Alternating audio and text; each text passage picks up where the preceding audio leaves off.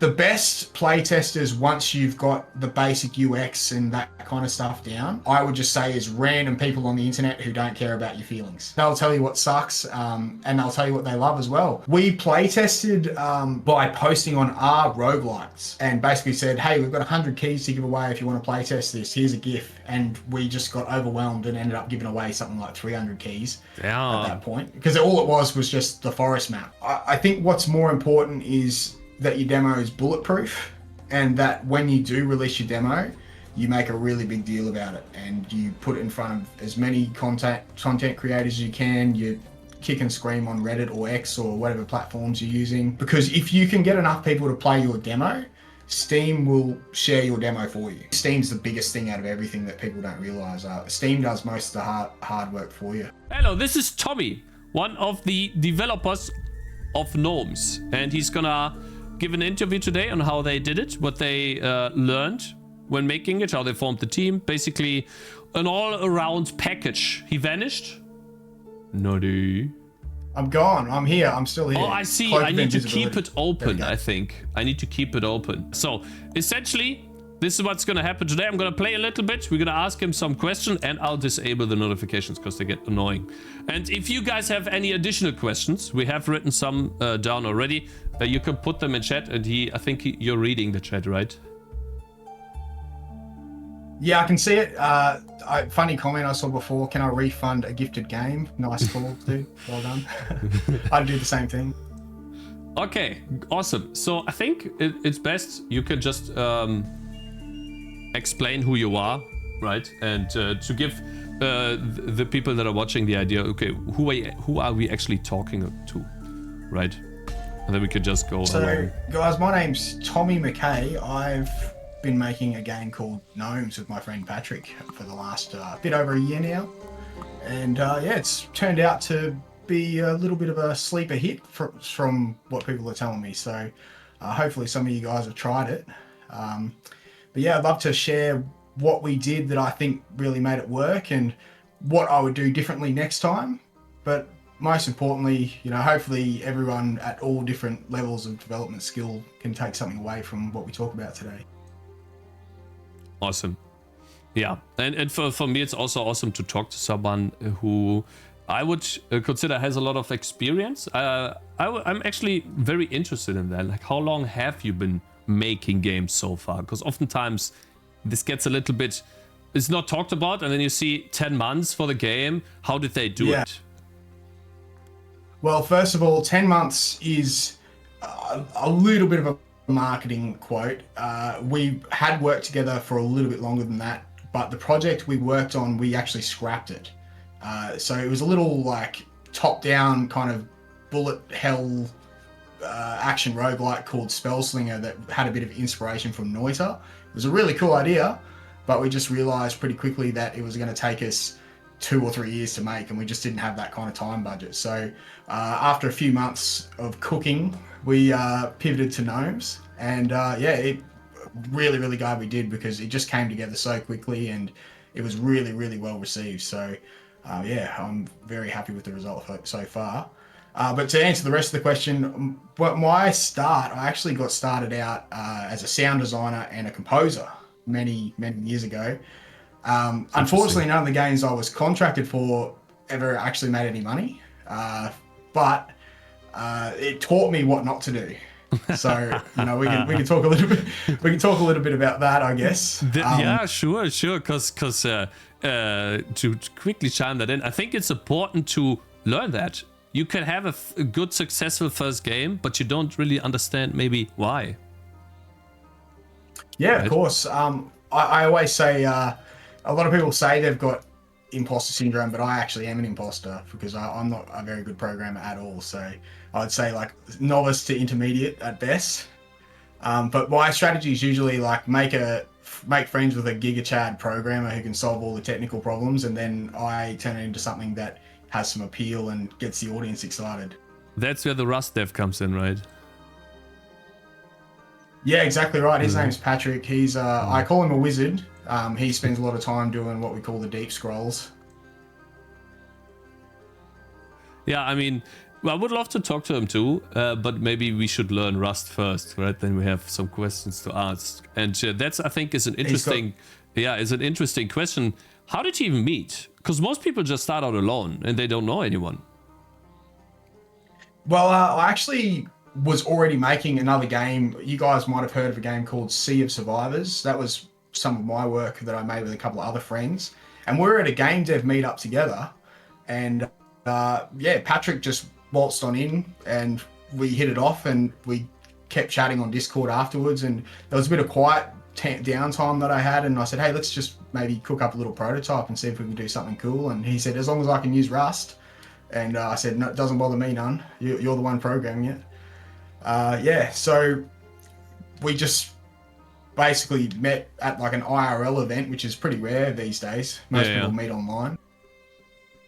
I think what I would say though is, if you can do everything on your own and you like the workflow of working on your own, then there's no reason to have a partner.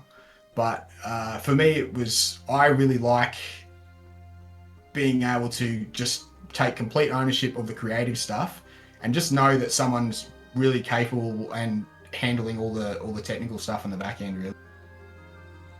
So that was what was happening in Gnomes, right? You were doing the art, and did you also do some gameplay programming or just the art? Very basic gameplay programming, but what I call myself UX dad. So whenever Patrick creates a little feature, I'm the one that will go, okay, this is how this needs to work to be approachable. The big thing I really care about is having very little tutorialization in the game. Awesome. That's one thing that I think really sucks. Is when you pick up a demo and you're stuck 10 minutes of tutorial or 15 minutes of tutorial, you put it down before you even get through it. I'd say like the gold standard for me is something like Noita, a game that literally just tells you run this way, press F to kick, levitate with spacebar, and off you go. And then you just got to figure it all out yourself. So that's sort of the gold standard in my eyes. Yeah, I think when I played Gnomes, I'm already past the tutorial step, but I don't think there was much that you do in terms of tutorials. I don't think it even teaches you how to place one of the gnomes. Well, it does that, like I click this, and this probably you're doing, right? Build my houses. And yeah, sure. And just the idea of making it like mouse only. You can play with hotkeys and all that kind of stuff, but we wanted just anyone at any skill level to just be able to pick the game up and go. One of the main things that we did in our tutorial was just basically set them up in the first couple of rounds, just so they've got what they need. They've got a basic economy, they've got a house, they've got a gnome, and it'll prompt them, hey, you can move your gnome again, which is basically the main, that's like our main mechanic that sets us apart as a TD, is like we've got you can move your towers, brackets, gnomes. That's really what we focused on initially to try and get the eyeballs on the game. So yeah, we introduced that mechanic, and once you know that, you'll figure out the shop eventually, and we try to make it so that when you lose very decisively, so you can try again and try and have a better strategy from the start, because what you do on day one really, really matters in Gnomes. It does, yeah. So basically, if you don't get enough money, because I think you're starting at 30 gold, then later down the line, you don't have enough money to support yourself. Right? Yeah, and every day you get paid by your crops. So if you have an extra 2 or 3 days of your crops, then at the end that really adds up, doesn't it? Yeah. Okay. So what I found interesting, what you just keyed on, was that you showcased this mechanic of being able to move the towers, aka the gnomes, between rounds. How did you do that? Like that to get interest? Was it just a Reddit post, or did you talk about it online to other people? What did you do to show that mechanic so that people get interested? Well, it was actually one of the first ideas we had. So the two core ideas that we had when we got started was movable towers, and then also the expanding map. And that's actually how the theme of Gnomes came about, because we thought, what would be an interesting tower that could be something you'd move? And we thought, oh, well, what are your garden gnomes up to at night? You put them in this spot. Are they gonna, when you move them a bit later on, are they gonna face a different direction and, you know, protect your garden from evil spirits or whatever, or in this case, goblins. When we showcase it, the big thing was to make it juicy as fuck. That's the long and the short of it. Every time you move the gnome, he makes a little noise and he swishes, and the path clicks into a different position. So there's a lot of visual and audio feedback. We try to make it feel really tangible because it's like the thing that you're doing hundreds and hundreds of times each run. So it was really easy. Every trailer that we did, it was front and center and people could figure it out pretty quickly. I found that GIFs on Reddit were really, really helpful. But yeah, the biggest thing was really once we got it into the hands of streamers and they actually showed people how to play the game, that's when it just really took off for it. When it took off, yeah. And you did that by collecting emails, I would assume. And then you asked them, hey, you want to test out the demo? Right. Yeah, exactly. I actually sent them keys before the demo, so like playtest keys. So about a week before the demo came out, so that they were all already dropping videos. Then we put the demo live, and I think it was like the day that we put the demo live, Splattercat played it, which was just we were off to the races at that point. Yeah, like I think that was 5,000 wish lists in a few days, which was that's insane. I tell you what, the relief when that happened. Yeah, the relief when that happened, because we were sitting on about 2,500 when we released the demo, just going, what have we done? Are we gonna have a chance here? And yeah, once people like Splattercat, Wanderbot, Alexa, and you know the big guys you want playing it picked it up, that's when we really knew that we were kind of onto something. Yeah, and I think you touched on that. The wish lists do start very slowly. You open up your Steam page and you can do your best job as much as you can. And then I feel like the next big step after doing that is, and it has to happen, I think, now maybe you can touch on that too, relatively soon. You need to put out the demo. So like you get your Steam page and then you do a play test to iron out the bugs, and then the demo has to be stellar and you bring it out to the people so that the wish lists don't slow down to and maybe crash, even crash down. What do you think about that? What I would say is the Steam page should go up when you have a trailer that has the final-ish art style. So the art in our first ever trailer looks pretty much exactly like this. And we also had basically settled on 90% of the primary mechanics. We ended up adding features after the fact once we knew that we had a bit of interest. But the reality is when you put your trailer out, you're basically testing your game in the market. And if the market doesn't respond to your game, then you probably should, you know, not invest too much more time. Move on, but maybe. Luckily for us, you know, luckily for us, we were still getting, you know, anywhere from, you know, 10 to 50 wish lists a day without a demo. I don't really think you need to rush your demo. I mean, wish lists don't expire. They're going to stick around forever. I think what's more important is that your demo is bulletproof, and that when you do release your demo, you make a really big deal about it and you put it in front of as many content creators as you can. You kick and scream on Reddit or X or whatever platforms you're using. Because if you can get enough people to play your demo, Steam will share your demo for you, which is really, really, really, I think Steam's the biggest thing out of everything that people don't realize. Steam does most of the hard work for you. Yep. I think so too, because Steam just has such a massive player pool, and you talked about having a trailer out, and I would like to go a bit deeper into the trailer, because you could say the same about Gnomes. Gnomes is a tower defense game. You have different maps. You could even say biomes. We are currently in, I think, the swamp area, and before then this was the forest area.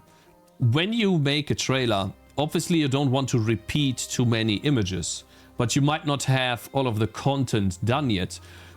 Let's say you are 5 months down into development and you maybe have 2 biomes, but do you think you need to add some more different looking visuals, even if the gameplay is not there yet, because you haven't done these biomes yet? for example. Can I show you a trailer that I really think is a perfect example? Have you got Steam open right now? Yeah, I have. Can you check out Bone Razor Minions? Have you ever heard of that game? No. This game, when they released a trailer for this game, look how many sales or how many reviews they've got too. Bone Razor Minions. This one. Yep. So Yeah, how many 3K. reviews have they got? They're up to like 3.8K. what? Watch how long the trailer is. 17 seconds. Holy.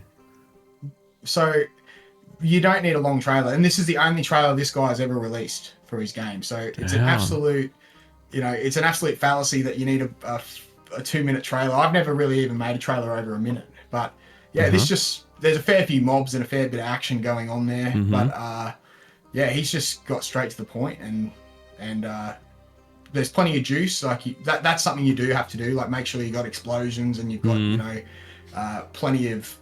I think the word is visceral factor, and that's something that the guys from Factorio came up with, or maybe someone else did. I don't know. Your German might make sense to you. Visceral factor. It means like lots of small moving parts. Aha. Okay. Interesting. Yeah, that's actually something you kind of maybe not have that much of an issue with this, but I think you also edited the trailer a lot. Tower defense games are stable, like stationary. So, true. It always annoyed me. So I've made multiple trailers already, but it always pissed me off that it was just a stable image. And so like what you could do then only like you can do with deal with how do you call that? You zoom. Right? Or what would you do? Yeah. Look, I'm not the best editor. I've gone out of my way to watch some other trailers and stuff, just to try and learn some tricks. But I always try and edit to the beat. So whenever there's a transition, it's like to the beat of the song, and zoom in and out here and there just to try and create some extra visual interest. I always actually overlay the sound effects. So they're extra loud in the trailer too. Like when you hit the shop icons, it makes like the cash register noise. And I also have this like sound effects, which I make with my face that I have put in the game and I put it in the trailer each time something interesting happens. But like you basically, we don't have the right to put like a big intro and everything in because we're not AAA studios with reputation. We've got to basically make a TikTok short is what we have to do with our trailer. That's actually a good point. I like that a lot. TikTok short. Because it is well below a minute, and then you just put in as much juicy stuff as possible. Because your trailer is, I can see now where your trailer comes from, because your trailer is fast. When I saw it the first time, I gotta be honest, I couldn't understand anything because it was so quick. That is some feedback we've had before for sure, but I think what it is grabbing their attention and getting some of the appeal across. Is probably more important than fully explaining everything that's going on, because it gives them a chance. If they're really interested, they can come check out the Steam page and wishlist it or try the free demo, I guess. Look, I'm very open to trailer criticism though, because I'm not a great editor. So if anyone has some advice or wants to volunteer to edit my next trailer, let me know. I'll be more than happy to take some help. But yeah, this is like the zero budget lifestyle. Like we've just got to be jacks of all trades. That's why I find someone like Patrick, who's just an awesome programmer, and then I will just basically go, all right, I take care of everything else. You just do what you do, you code, and I am basically your servant. So I'll make sure the audience is dealt with. I'll make sure all the art's done. I'll make sure all the sound's done, and I'll make sure that you don't drive us off a cliff. Yeah, that's I think it's awesome now. I've been doing this for 4 years now. I started as a web developer, and I realized pretty quickly that being able to split up work is just so helpful, because you can focus on what you like doing the most, and the other person got you covered. In your case, it's the coding. For me, it would be the art. I like coding more than art. It's definitely a long process to go and do this. And there's a quick question from Dev Spudges. I think it's not related, but he wants to have the massive banner for release with over 100k wish lists. I think it was on the marketing guy's website. Let me find that for you.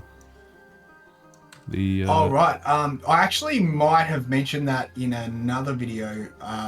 So yeah, from this is a little bit of hearsay, but from what I understand, if you get 100k wish list, you get the big top spot on Steam. So that'll be like whatever the when I took a screenshot the other day, it was the June game that just came out kind of thing. So it's always the real big guys. They don't really care though if it's someone like Gnomes, who's got 100,000. If I had 100,000, they would have put me there, or you know, at least spoken to me about being put there.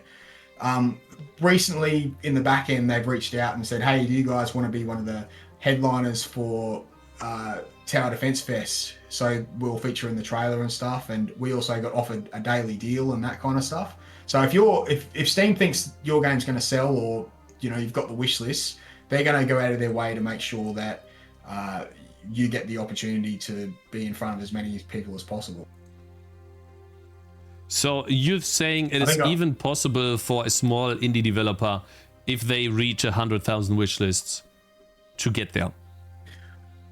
Oh yeah, Steam does not care who you are. They don't care if you're EA or Ubisoft, or if you're just Cakez and Tommy. Like if you've got the wish list, that all Steam cares about is selling games at the end of the day. Okay, that's great. So I think it was somewhere here in the article. I'm pretty sure you're aware of this article. From yeah, How to I Market actually a Game. did an interview with Chris. Yeah, exactly. We read this on Friday. Actually, we went over this, and I actually don't. It must be here somewhere.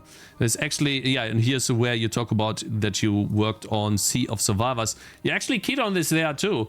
It's still in early access. Like, are you actively working on it? How is that possible when you have managed to? Can't you just release it? What's missing? There's finished content that hasn't been released yet, basically, is the deal with that game. There's 3 people working on that game, myself and 2 programmers. It was a really, really fun game to make, but we basically just sort of ran out of money, which is why I made Gnomes. And so the other guys that are working on that project are, well, working full-time jobs. So it's kind of trying to fit everything all together. I kind of just went and took it on the chin and was just poor for a year or so and forced myself through it. But yeah, look, the reality is I probably won't ever do an early access game again because it was very stressful just having the thing hanging over your head. You're releasing a brand new game and you don't even know if it's going to sell, and you've already promised to do more content for it. And you look like a total wanker if you don't finish your early access game. So we do have more. We have actually put a major content update out for that game, and we have one more major content update coming too. We've put a lot of effort into the last update, which is kind of like a bit of a Norse theme. And I made some really cool Viking sounding music, which I really enjoyed. But yeah, that game, just the reality is it just didn't quite earn enough for me to keep working on it. Yeah, I think it is. Yeah, I mean, it's unfortunate, but I think it is 400 reviews right now. The Sea of Survivors, I think it's on 400 reviews, maybe 500 at the moment. Yeah, 400. something like that.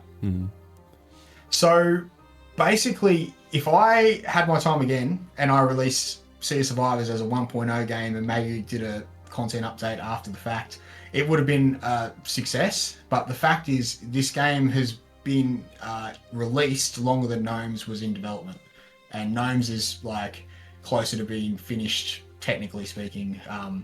So as much as I love working on this game, and as much as I hope that it's really well received when we go into 1.0, it didn't quite get the chance to see its full potential because it just wasn't received as well as we'd hoped. You know, if we had 1,000 reviews, it'd be a different story. But when it's 3, you know, when you've got 3 partners working on a game, it is, you know, that's a lot of mouths to feed, especially when these guys have got corporate development jobs, you know, and they're used to that kind of life.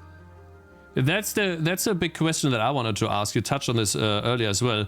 I have just been poor for a year. I was just poor for a year. How do you manage financially to be an indie developer? Especially, maybe some people want to start, they are in a job, most people of us are, And you have to get the money somewhere, and you also need to have the time to learn game development, because it's not like you're gonna be 10 months. You set yourself a deadline of 10 months, and then at the end of that deadline, your games probably still suck. So that takes time. Well, look, I was very lucky that this is going to sound a bit insensitive, but when the plague happened, we all know what I'm talking about. First of all, I was actually on a sabbatical. I was traveling over in your part of the world, in Europe, and I'd saved up for like a holiday. So I flew back to Australia and I had funds to sort of live off. I ended up going back to my parents' place and staying there for free for a bit. And then I basically just did contracting. Luckily, Sea of Survivors came out in a reasonable amount of time. So there was that income as well. And very luckily, this is the really lucky part, is I've actually got a fiance who has a real job. And she was probably the person that got the most addicted to Gnomes and went, you need to finish this game. She realized sooner than anyone that it was probably going to have a pretty good chance. So yeah, she really did. She really did do more than her part for the last 12 to 18 months, and if not longer. So I'm very, very lucky. If it didn't work out that way, and maybe I didn't have such an amazing woman in my life, I probably would have had to I probably would have got a telemarketing job, or like a working selling websites or something like that, just while I did. Yeah, I get flagged for this all the time, because I think I quit my job, and then for a year I had this I don't know what it's called in English, but basically you get money from the government because you're unemployed for a while, depending on how long you worked. Yeah, and so I was able to burn through that money, and then after that my wife supported me as well. But at some point you gotta realize that, especially when it takes longer, and in my case it did 4 years now, to finish the product, you need to have some sort of income. And I think the best solution is long term, especially when maybe your first game doesn't do well. Let's say Sea of Survivors doesn't do well. You have a side job that supports you enough. You touched on being a contractor. Was that not paying enough? It's just when I did have a job, like a contracting job, it was always pretty generous. I mean, I set my rates pretty high. I was actually doing music mostly, but it takes a very big creative toll for me to do that. And when it comes time to work on my own stuff, I felt just really drained and uninspired. So it's something that I try to step away from and just sort of manage. I had a very, very frugal lifestyle. I'll tell you that much. Anyway, not so much now, but you still got to like keep your feet on the ground and not spend money you don't have, because what we've earned from Gnomes, that's our runway now. So if I only spend 20,000 a year or 30,000 a year, then I might get a few years of runway, or many years of runway. But if I go and do something silly like buy new PCs and buy too much beer and all that kind of stuff, then before you know it, it's all over. Patrick's very, very frugal as well, which is like so our company funds, to get him to spend $20 on a subscription, I have to twist his arm for it. So so I have to say, if we don't spend this money, think of all the money we're going to lose. That's how I have to frame it for you. No, I think that's one of the most important aspects to talk about, and unfortunately is not talked about enough. I feel like there's this invisible wall that always stops you from talking about money, but it's actually, in my opinion, the most important thing, because you can't feed a family of yourself if you're not earning anything. And when you just sit down, it's not a fairy tale, because you gotta get money somewhere. And you said that it is draining if you do two mental jobs at the same time. I always like talking about him. The Stardew Valley creator actually, I think, had a good place where he was working as, I think, in a hotel. And so it's like a physical job. You don't have to think as much. And so you get this downside of getting disconnect from your game. And then you can just mentally prepare yourself for the next programming session. Or being creative. 100%.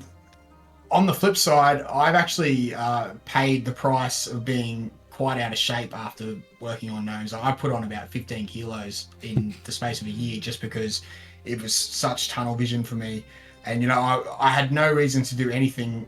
All I have to do is like mow the lawn once a month.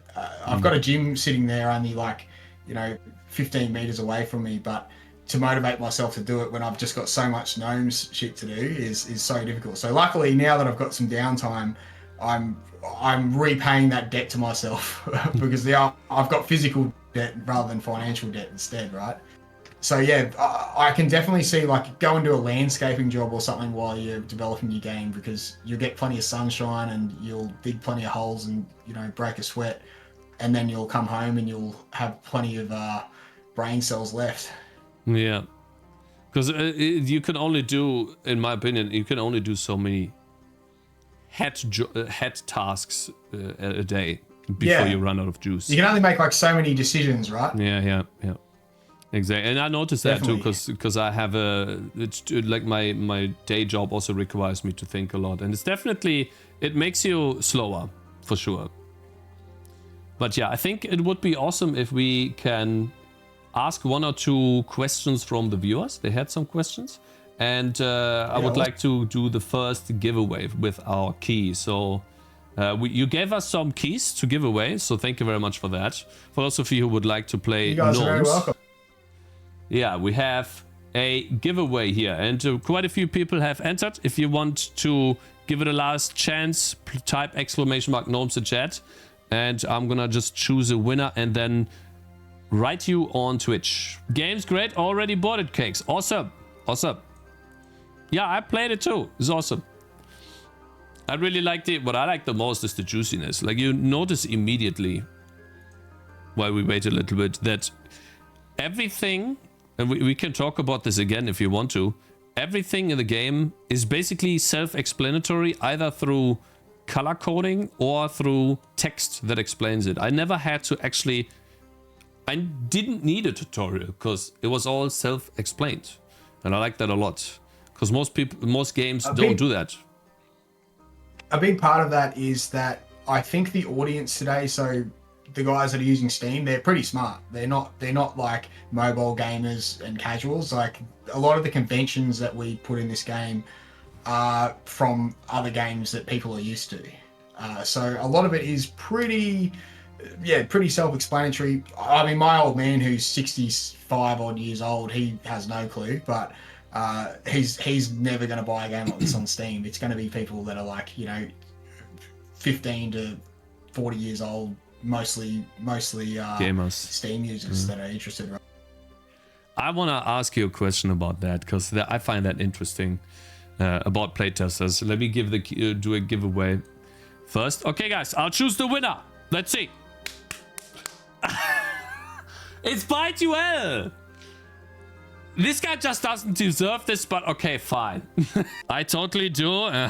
Yeah, of course. Sell that key on G2A for 50 cents. Okay, I'll send you the first key. Let me know if it works. Very cool thing that this game is also about economy, not just tower defense. Yeah, oh, we can talk about that too. I think it's better than like a list of predefined questions. I think we kind of already went off. But first I want to ask... My cloak of invisibility is back on again. Oh, yeah. I'll do that. Is that better?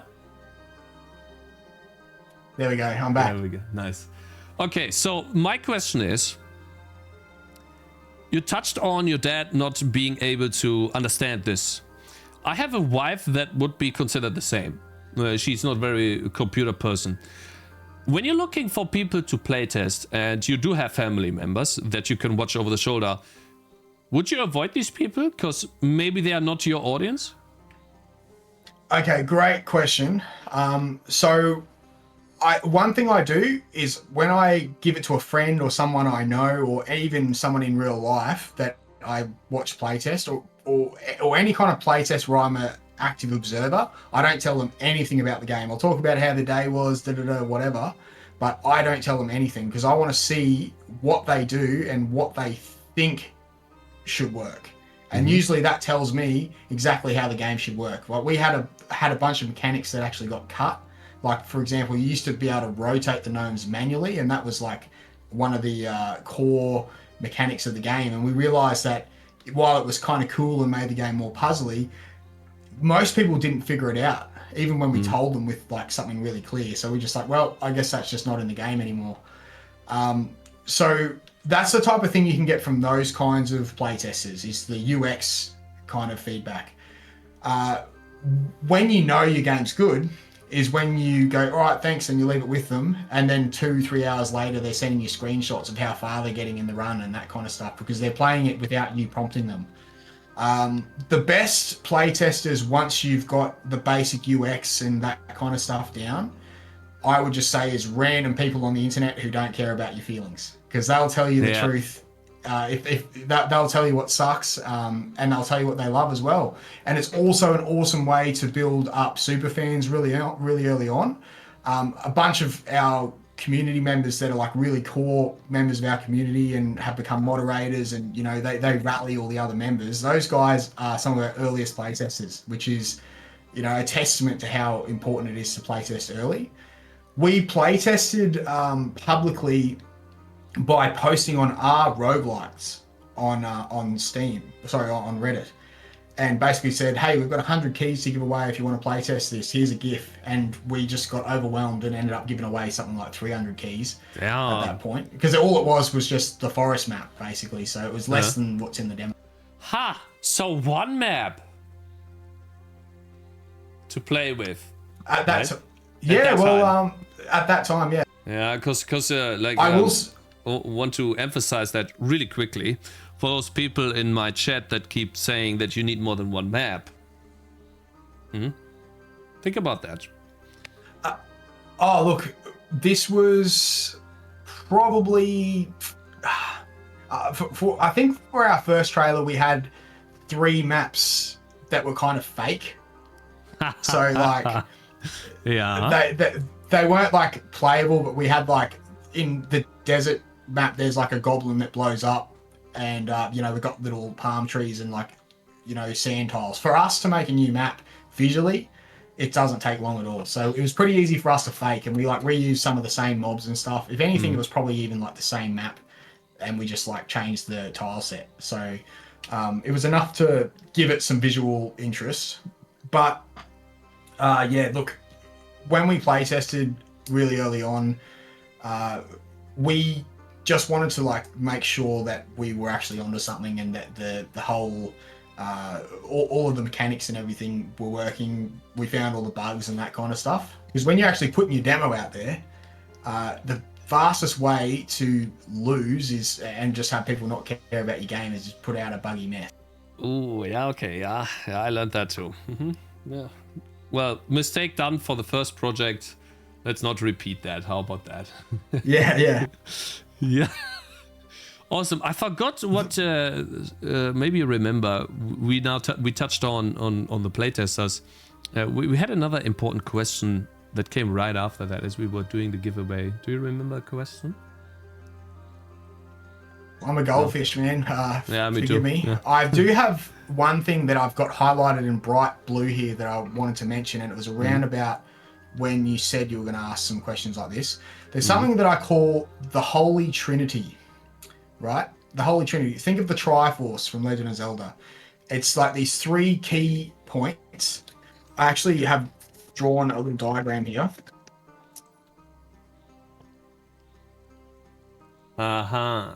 Money in the middle. All right, geez, you'll have to yeah, wait. see if you can see that. I First will of all, disable this. Give me 1 second. I'll disable the background removal so you can show it properly. Like that's probably better. all right. So at the top we've got scope.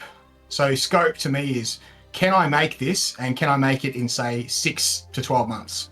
And then appeal is basically, does the audience actually care about this? Is this going to be something where there's an existing audience, or am I maybe doing a twist on something that, you know, already exists, but it's something a little bit unique? You know, have I taken steps to make sure there is actually an audience for this? And then lastly is motivation, and motivation is simply, do I actually want to make this? And if you can't say yes to all 3 of those questions, you're making the wrong game. That's my opinion. How do you figure out appeal? That's an important one. I think, my opinion. I think appeal is about finding either a very interesting mechanic that hasn't been done before, or taking a game like Tower Defense that already exists and trying to do something novel with it. Usually it's something novel, right? But the thing is, you need to also pair it with a theme that slaps and really suits the mechanic that you're adding. While Sea of Survivors wasn't an absolute banger, our core mechanic was it's a ship that can't. Sorry, it's a character that can't stop moving. And I'm like, hey, what about a pirate ship? So that pairing was probably why Sea of Survivors had some success, right?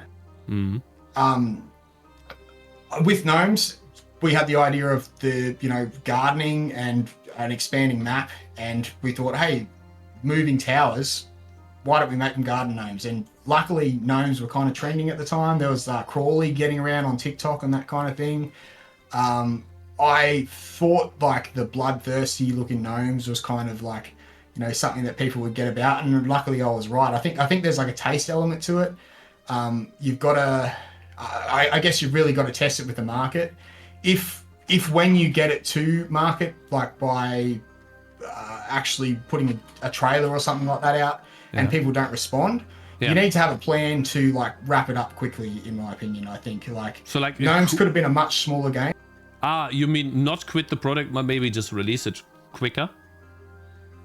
Yeah, absolutely. Like there was probably a $5 version of Gnomes. There's a $10 version of Gnomes, and then there's like a $20 version of Gnomes. And we ended up going with like the $10, $15 version of Gnomes because that's how much traction we got. We also were running out of budget, and we just had to get it out the door as well. So maybe Gnomes could have been a bigger game, but we had to eat. Gotta eat, bro. Yeah, gotta eat. And that's, I like that a lot, because you hear this advice all the time, and it's actually correct, but it's never really talked about in great detail or with specific. I hate that on YouTube.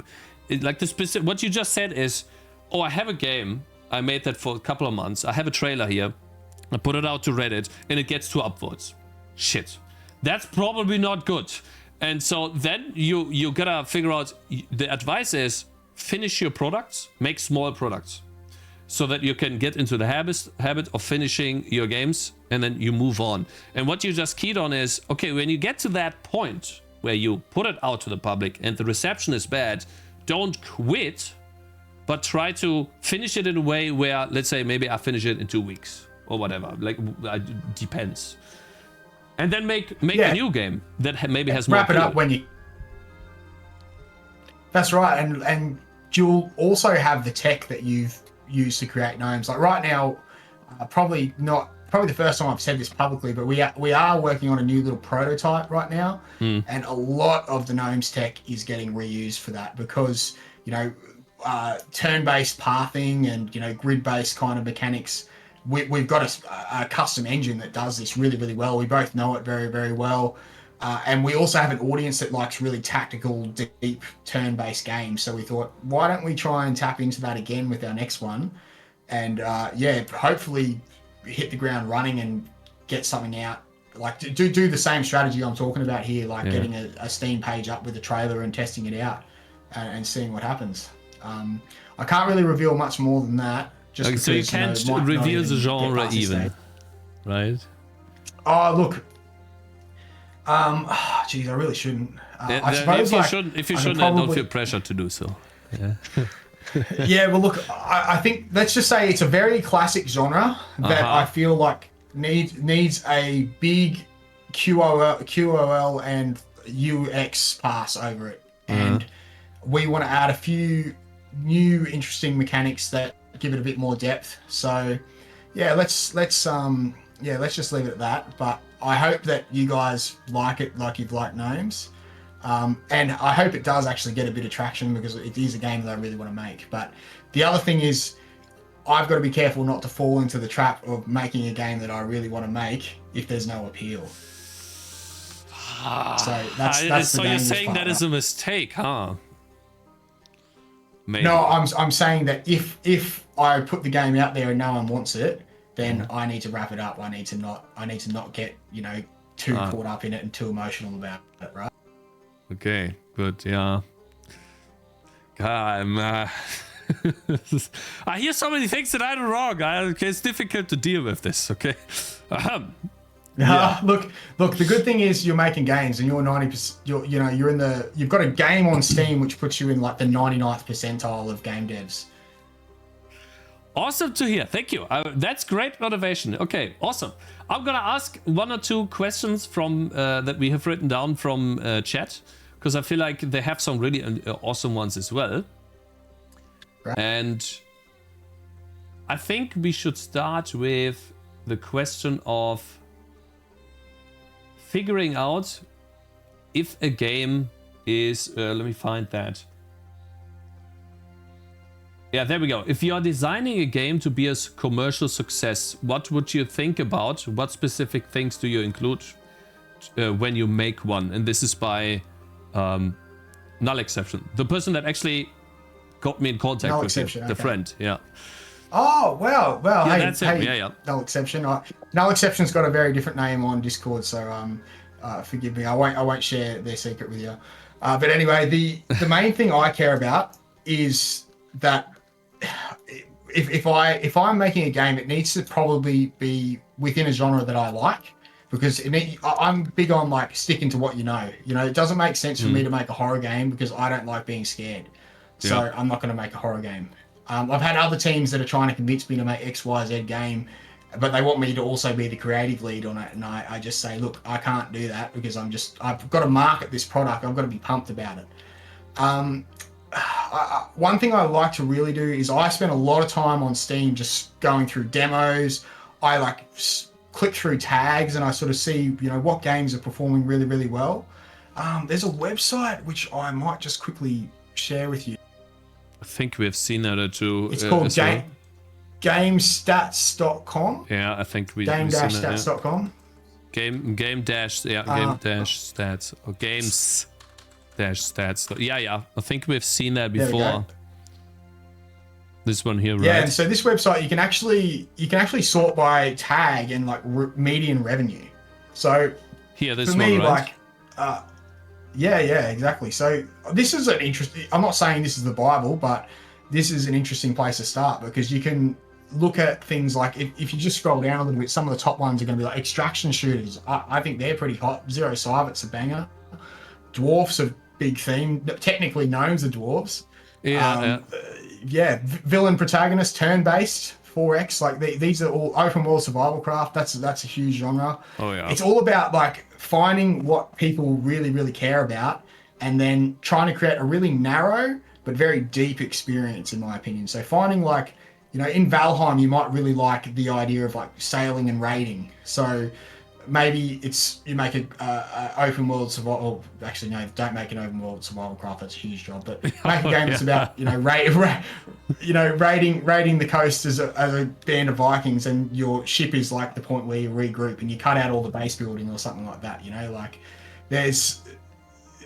I would say like cutting scope and cutting features is sometimes actually adding a feature. Mm-hmm. Yeah, exactly. So Warhammer 40k with extraction shooter elements, hell yeah. I mean, if you can make it look like Zero Cyber and maybe skin that as like a fantasy sci-fi kind of thing, I think there's a lot of potential there. But yeah, this is one place to look. I look at games that I really love, like something that I get addicted to. I'm like, what is it about this game that's so great? And I try and like not necessarily copy the core mechanics or anything, but I almost see like what's it wrapped in. You probably have seen this game too, then. The King is Yeah, Watching. definitely. I actually asked from the bundle, but they're too cool for me. So Tiny Build, they're a real publisher. And that brings me, I think this is an interesting point. You made a tower defense game that includes I think you have the base building tag. Do you have that? Because you kind of have to build somewhat of a economy at My least? tags, I actually change them pretty frequently. I heard somewhere, this might just be a bit of hocus pocus, but you should be changing your tags like every month just to like keep it fresh. And sometimes your users will give you the wrong tags and that kind of thing. So I have had the base building tag before. I also had like city builder and that kind of stuff. So it doesn't even have to be perfectly true, because for example you could say, oh, we have, let's say you could put items on top of each other. That would be crafting. They put the crafting tag on. Yeah, I guess so. Farming sim, you know, like what else have we used? We use roguelite. I mean, what is a roguelike? You know, let's not start a war here, but run based. Yeah, I think we can talk a little bit about, this is the key mechanic of the game here. You can move your gnomes, and that's the one that you probably spent the most amount of time on to also juice it up, make it feel really well. And because when you like hover, yeah. So when you hover a gnome, it's not just gnomes that will do that little bounce thing either. Like, there's actually like an amulet in the game called the Amulet of Stone Shapers, which allows you to move rocks, right? So that's a relic that you can get. So then when rocks are movable, the same thing will happen, like just little visual indicators just to show people what they can play with. Barrels, the same thing. Like if you buy a barrel now and then put a barrel down. Let me see here, what makes sense. It should do the same thing. Let me just check if I have done all my work. So just put it anywhere and then hover over it again and see if it bounces. Oh yeah, it does. There you go. Yeah, so because you can interact with it, but you can't move a house or a crop, so it won't work. So just a little stuff like that. Awesome. Yeah, that's great. But yeah, it is. That stuff is important because it teaches the player really quickly what they can do without it being a tutorial that you state, oh, you can move the barrel again. So visual cues, I like that a lot. Let me ask a question from Shade11. I find that interesting. You probably can't talk about it too much because you didn't do the technical stuff. The enemy algorithm that is considered when rerouting, the pathing algorithm, that is was probably done by the programmer, Patrick. right? Yeah, by Patrick. Yeah. Yeah. So Patrick loves a bit of a pathing algorithm, so he spent a lot of time on it. There's a lot of iterations of it. Without cutting his grass too much, the way that basically I as a UX designer said it needs to work is every tile should have an even cost. So it doesn't matter if it's a swamp tile, doesn't matter if it's a grass tile. That shouldn't, the goblins are stupid, they shouldn't know the difference. But each time they turn, there's a significant cost to turning, and each time they want to run something over, there's a significant cost to that as well. So even if it takes them much longer to go in a straight line and not knock anything over, they're going to do that versus the opposite. I believe he used some Dijkstra's algorithm in there and that kind of stuff. But look, I really can't go into much more detail than that without looking like an idiot or lying to you. So basically, a turn is this right here, the corner here, and then the corner here, and these things, and they cost more. So then that means it tries to find a way where it doesn't do as many turns to get to the house. That's right. And so every goblin or every tent makes a calculation based on where they are in the world. It's pretty. I think like that's all pretty straightforward stuff. But the thing is, there was a lot of teething pains and a lot of bugs, so I have to really give it to Patrick. He put a lot of work into finding all the edge cases, and it was a bit, probably actually to answer one of the other questions I saw in the chat, that was probably the one thing that he spent the most time on pre-launch. But post-launch, it was actually adding a font system to the game so we could translate it, because originally our font was just a PNG file because we didn't have a game engine. It's just Rust and OpenGL. So so it was pretty primitive. We call it the Ooga Booga engine just because we're like cavemen. I feel like everyone feels that way, man. I feel that too. And he even we read the Reddit post about the our game just reached overwhelmingly positive, no engine, no problem post on Reddit. And he talked about it, font being one of the most annoying things possible, because especially when you resize the game, like the font is all destroyed and now you can't read anything anymore. And you're making your own engine. You have to fix that yourself. Yeah. We locked the resolution to 640 by 360 because it's just like, it works on the most monitor sizes and stuff. Like it just, you want to go up to 1080p, just multiply it by 4, I think. Quick math. But yeah, basically. Yeah, so someone's asking about 18 languages. Yeah, well, look, we basically just asked the community, like, hey, what languages do you guys speak? Who wants to chip in? And there was a few really awesome guys that did Romanian. Some Ukrainian guys jumped in as well and did a translation for us.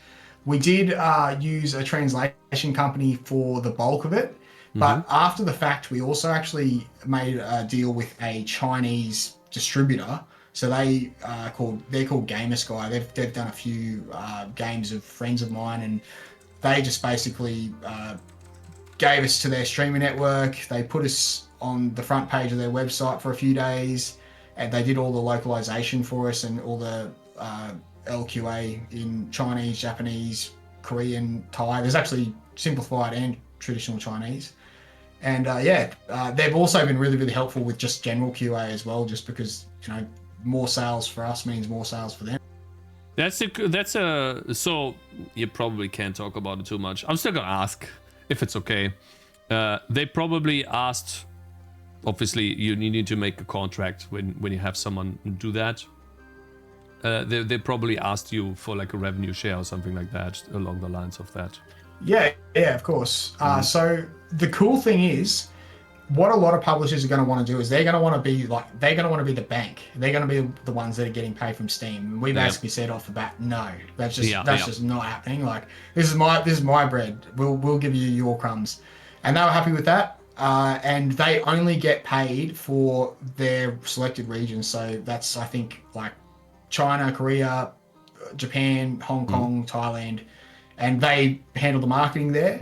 The good thing is all of the sales that happen in those countries, it actually affects the total Steam algorithm. So if we're making sales in Germany, it boosts everywhere else in the world. So it's just a net win for us. So we couldn't really say no when it all sort of was presented to us in the end. The distributor's name is Gamersky. You should check them out if you're looking at this here. Guys. Yeah, so they've got some big titles. They've got like Played Up. One of their new ones that has come out is actually, Tiny Pasture. That one's really sold really well. But yeah, we actually had, combining that with our daily deal, we actually had about as many sales as we did in our launch week. It's crazy, yeah, we read that too. But the unit price was a little bit less because obviously, you know, we're giving a bit of a chop to those guys, and localized pricing, it's cheaper in somewhere like Brazil than it is in the US. And then, of course, we had a pretty big discount of 30% when we did the daily deal as well. I have a question. How important do you think it is to have multiple translations on launch day? I think it would have been really beneficial if we did do that, but unfortunately we just didn't have the budget or the time, and it was just something that had to get done a bit later. We didn't have the tech either, like I mentioned a bit earlier. Like that was a bit of a nightmare. I feel sorry for Patrick, the poor bastard, for having to do it pretty much by himself, but you know, it's just not something I could really help with. I will say though, we had a review rating of about 98%. When we were English only, and as soon as we introduced ourselves to the rest of the world, they're a lot more. I think it's a lot less personal, so they don't feel so uncomfortable leaving a bad review. Whereas the Western internet, we kind of all rally around each other, and they see someone who's just, you know, a little indie making a game on their own. We kind of, you know, oh look, maybe I'll just let that little thing that annoyed me slide and leave a positive review. And we also have the community, and I like, you know, quite regularly go, hey guys, leave us a review. It really helps a lot. And you know, that's like the best way you can support a developer if you already own the game, is just leave them a review and say the game's great. So yeah, that hurt a little bit, seeing it slip down to like 96 or so, and hopefully it stays in the overwhelmingly positive range. But yeah, I think in general it would have been much better to have released with all these languages available, just simply because when we were new and trending, we would have been seen by 2 or 3 times as many people. Oh yeah, that's correct. You're right. But I think you still did it, you only had that, you had to choice. So you had to ship with the PNG file, essentially, font system, and then that allowed you to keep going. And maybe for the next game now you can, since you have the budget now, probably the time now you can make it better. But it's awesome to see that, like, it's always it's not into, that's why I don't like these specific things that you do. Sometimes you just can't do everything to launch day. Just doesn't work out that way. Yeah, I think one of the big things that really stopped us was just like the time investment that it was going to take. And like I said, we were out of money. We had to get it done. But going forward, we're going to make very different decisions. Like, we might actually render the game instead of at 360p. We might render it at 720p, so we can have a bit more flexibility with the fonts. Like, you know German as good as anyone, man. Like, we had to like literally resize the UI buttons so that we could fit German words, because it was just so hectic. Some of the German phrases just took up so much space. Very fun. It's actually a bit easier for me to understand German, when I'm editing the text, because at least the characters are kind of familiar, versus trying to QA Chinese or Japanese. I just have no chance, right? I just noticed you have a new screenshot. I think maybe it's not new, but I have not seen that before. So it looks like you still... Yeah, we did a content update. Ah, yeah. When did that came out? We did it all at once. So what we try to do is, whenever we have something happening, we try to make it all happen at the same time. So we did the daily deal. We did the content update with 4 new maps. We released, was it 17 languages or something like that?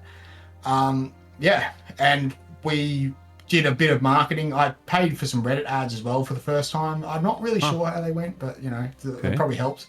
But yeah, when you try to do a beat, you want it to be the biggest beat you can make it be, really, and that's how you get the most traction on Steam. So, because sales equal more sales on Steam. So basically, you do a big content update. Yes, I think this is the post that you wrote. You put the trailer at the top, and then you write stuff. You show them what's new. So that would be one part, and then you do that, multiply that to all of the platforms that you can, to get as much traction as possible. So would you rather say, make more posts, make bigger posts, as opposed to do more posts? I think it really depends on what position you're in. When you already have eyeballs on your project, you probably want to make it so it's a bigger deal every time you post. But early on, get on Reddit and try out and figure out what subs are working for you, because every game is going to work differently. We had a bit of luck on like the Gnomes sub, which is not about our game, it's just about Gnomes in general, and whenever we posted there, we'd get a handful of playtesters. Roguelites really liked this game, whereas Sea of Survivors, they didn't care about it. They were like, oh, another survival, like, I don't want to know about that. But then I'd post on indie games and people would be pumped about it. So you'll see there's subtle differences between each audience. I think also the dev subs, they were a lot more interested in this game because of it being made in Rust, and also it being a bit of a novel concept, whereas like posting another survival like on a dev sub, people are just gonna, they don't really care. It's not the most groundbreaking information to them, is it? I wonder what you think about when you post on subreddits where mostly devs communicate with each other. Do you think these wish lists are inflated because maybe they are just interested in how your game's doing, to use it as a market researching tool rather than actually playing it? That's a good question, and that's something I thought about a bit. I personally play a lot of games still as a dev. Like, I probably play more games now as a dev than when I wasn't a dev. Especially in this class of game. Like I'm not talking, I don't really play, the last big game I played was Kingdom Come Deliverance 2, but other than that, it's probably the only 3D game I played in years. Like, other than that, I'm playing other games and going, oh, you know, what can I take? Can I make this? You know, that's how I'm looking at it. So it's about yoinking I think a bit from the game. Yeah, absolutely. And you know, I hope people yoink from Gnomes as well. I hope people yoink from Gnomes as well, because we've tried to do something a bit different and taken some risks. So you don't have to, right? Yeah, I actually yoinked your shop once. It didn't stay in the game. You know what? Well, I did. we yoinked that from Brotato, so it's like it's a chain of yoinks. So do you hear that, guys? It's a chain of yoinks. It's awesome. There you go. Yeah. No, really, really cool. Because people, like, especially when you do this publicly, most developers just do this in private.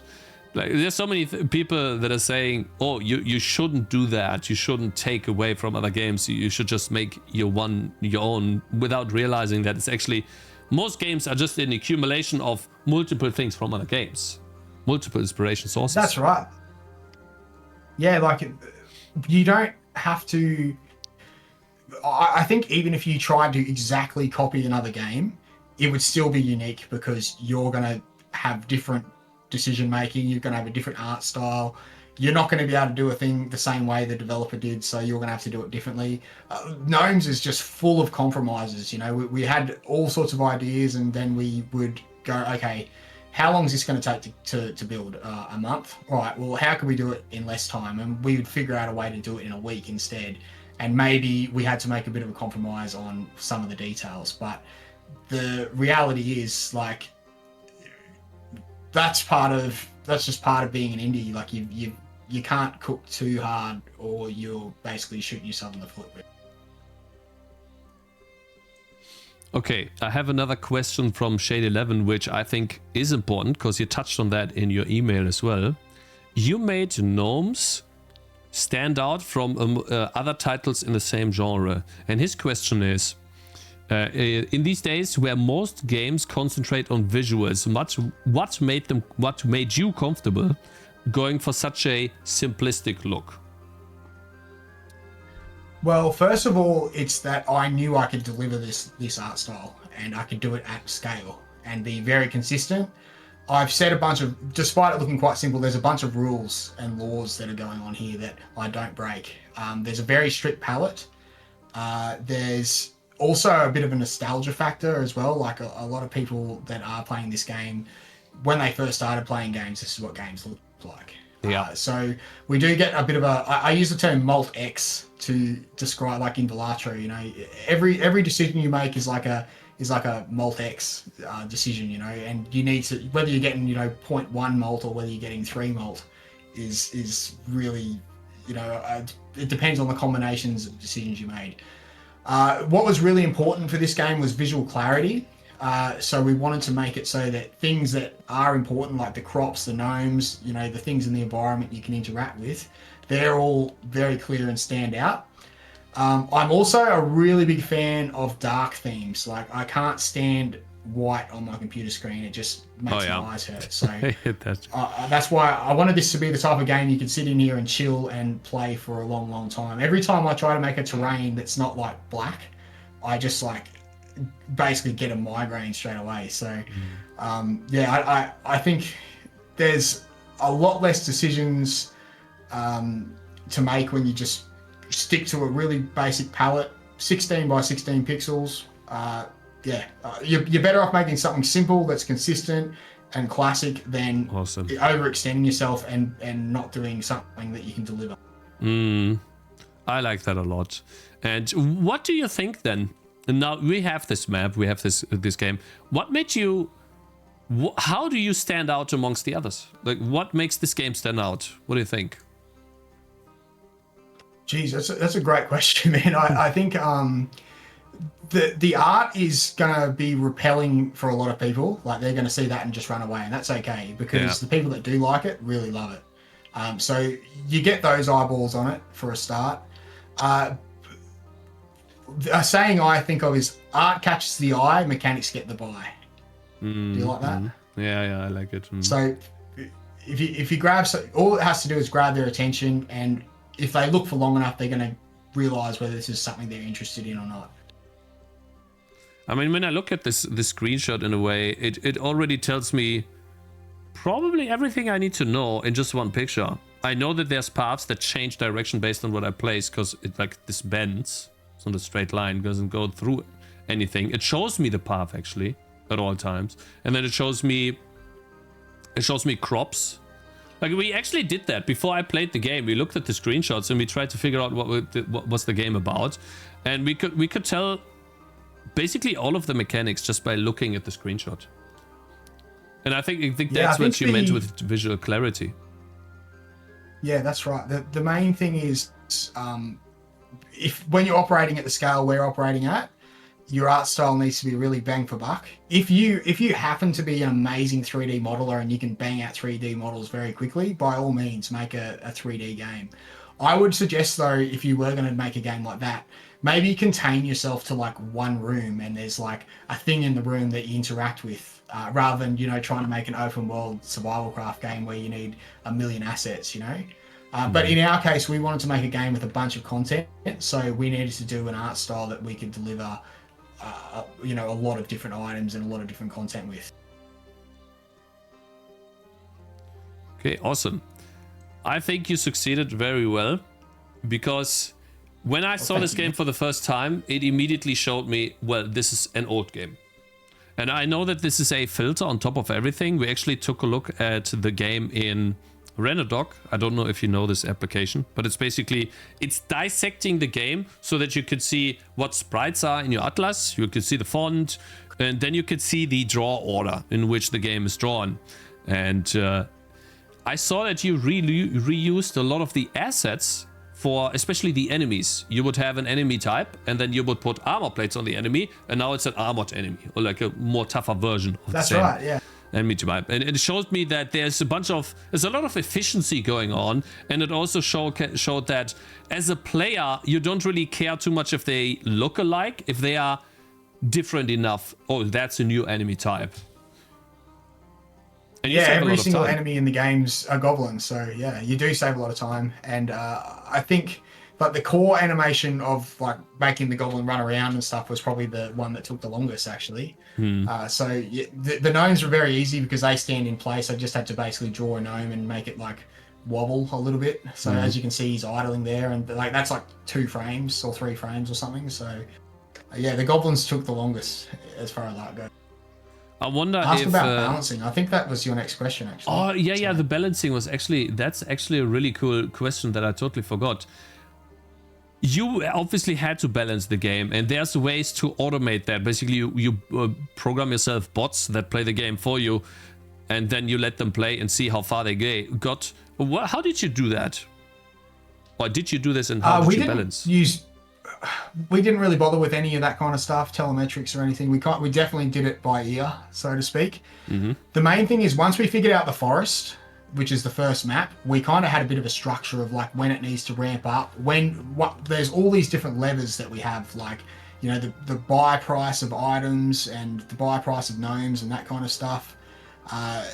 Also, a big one, like that changed a lot throughout the playtesting, and you know, we'd sort of figure out pretty quickly how far people that were playing the game were getting, and you know what was kind of silly. Like at one point, sunflowers were 2 gold, and that's just completely game breaking. So we found like the price of 3 was pretty good. Yeah, just all sorts of things like when we give them more fertile ground so they can expand their economy, and you know how strong the enemies need to be at certain times. All of that kind of stuff, we figured it out pretty early with the forest map. And from there, we just made like an incremental increase. Then most maps after that had their own gimmicks. Like, for example, this map has flying mobs. It's one of the only maps that has flying mobs, but you've also got the swamp, which is a bit of an advantage because you can use it to slow different types of mobs down as well. I think they slow down on these tiles here. Yeah. We also had in the third map, which is the desert, the first goblin we give them is the sapper goblin, and he blows up. So he'll kill your gnome if he's too close to him. But what we decided to do was we decided to put that goblin, despite being one of the hardest goblins in the game, he's got 1 HP. We put him first in the order so that you're not like getting him on day 9 once you've already got your build set up, because that would just like be a rage quit moment. But if you blow your only goblin up on, your only gnome up on day 1, you learn the lesson. You go, oh, okay, so I need to do something about this. I need to redirect him into a cactus, or I need to buy something from the shop to sort him out. So every map had a bit of a gimmick. The balance incrementally increases over time, and for the new maps, we were kind of just like, this is for the hardcore players that have actually made it this far, so we're going to really kind of take the piss with the difficulty here. A lot of the guilds probably can't really beat it on their own without some luck in the shop, but there's also going to be guilds. That's the other thing. The guilds we have kind of like make the balance moot anyway, because if you choose the right guild and the right map combination, you know, you can counter the gimmick of the map, and then you can also you can also just get enough DPS or whatever you need for the solution, right? Okay, because the economy's too busted on that map or whatever. Because so basically you asked people to give you feedback, then they gave you feedback, and then this is a question I had. Now you need to decide, okay, what type of feedback is good? What should I listen to? And what can I discard? How did you figure that out? So what happens a lot of the time when you get feedback from players, I find they give you a suggestion, and it's not really actually identifying the problem. You kind of have to like backtrack and find what they're actually complaining about. Let me think of an example. Like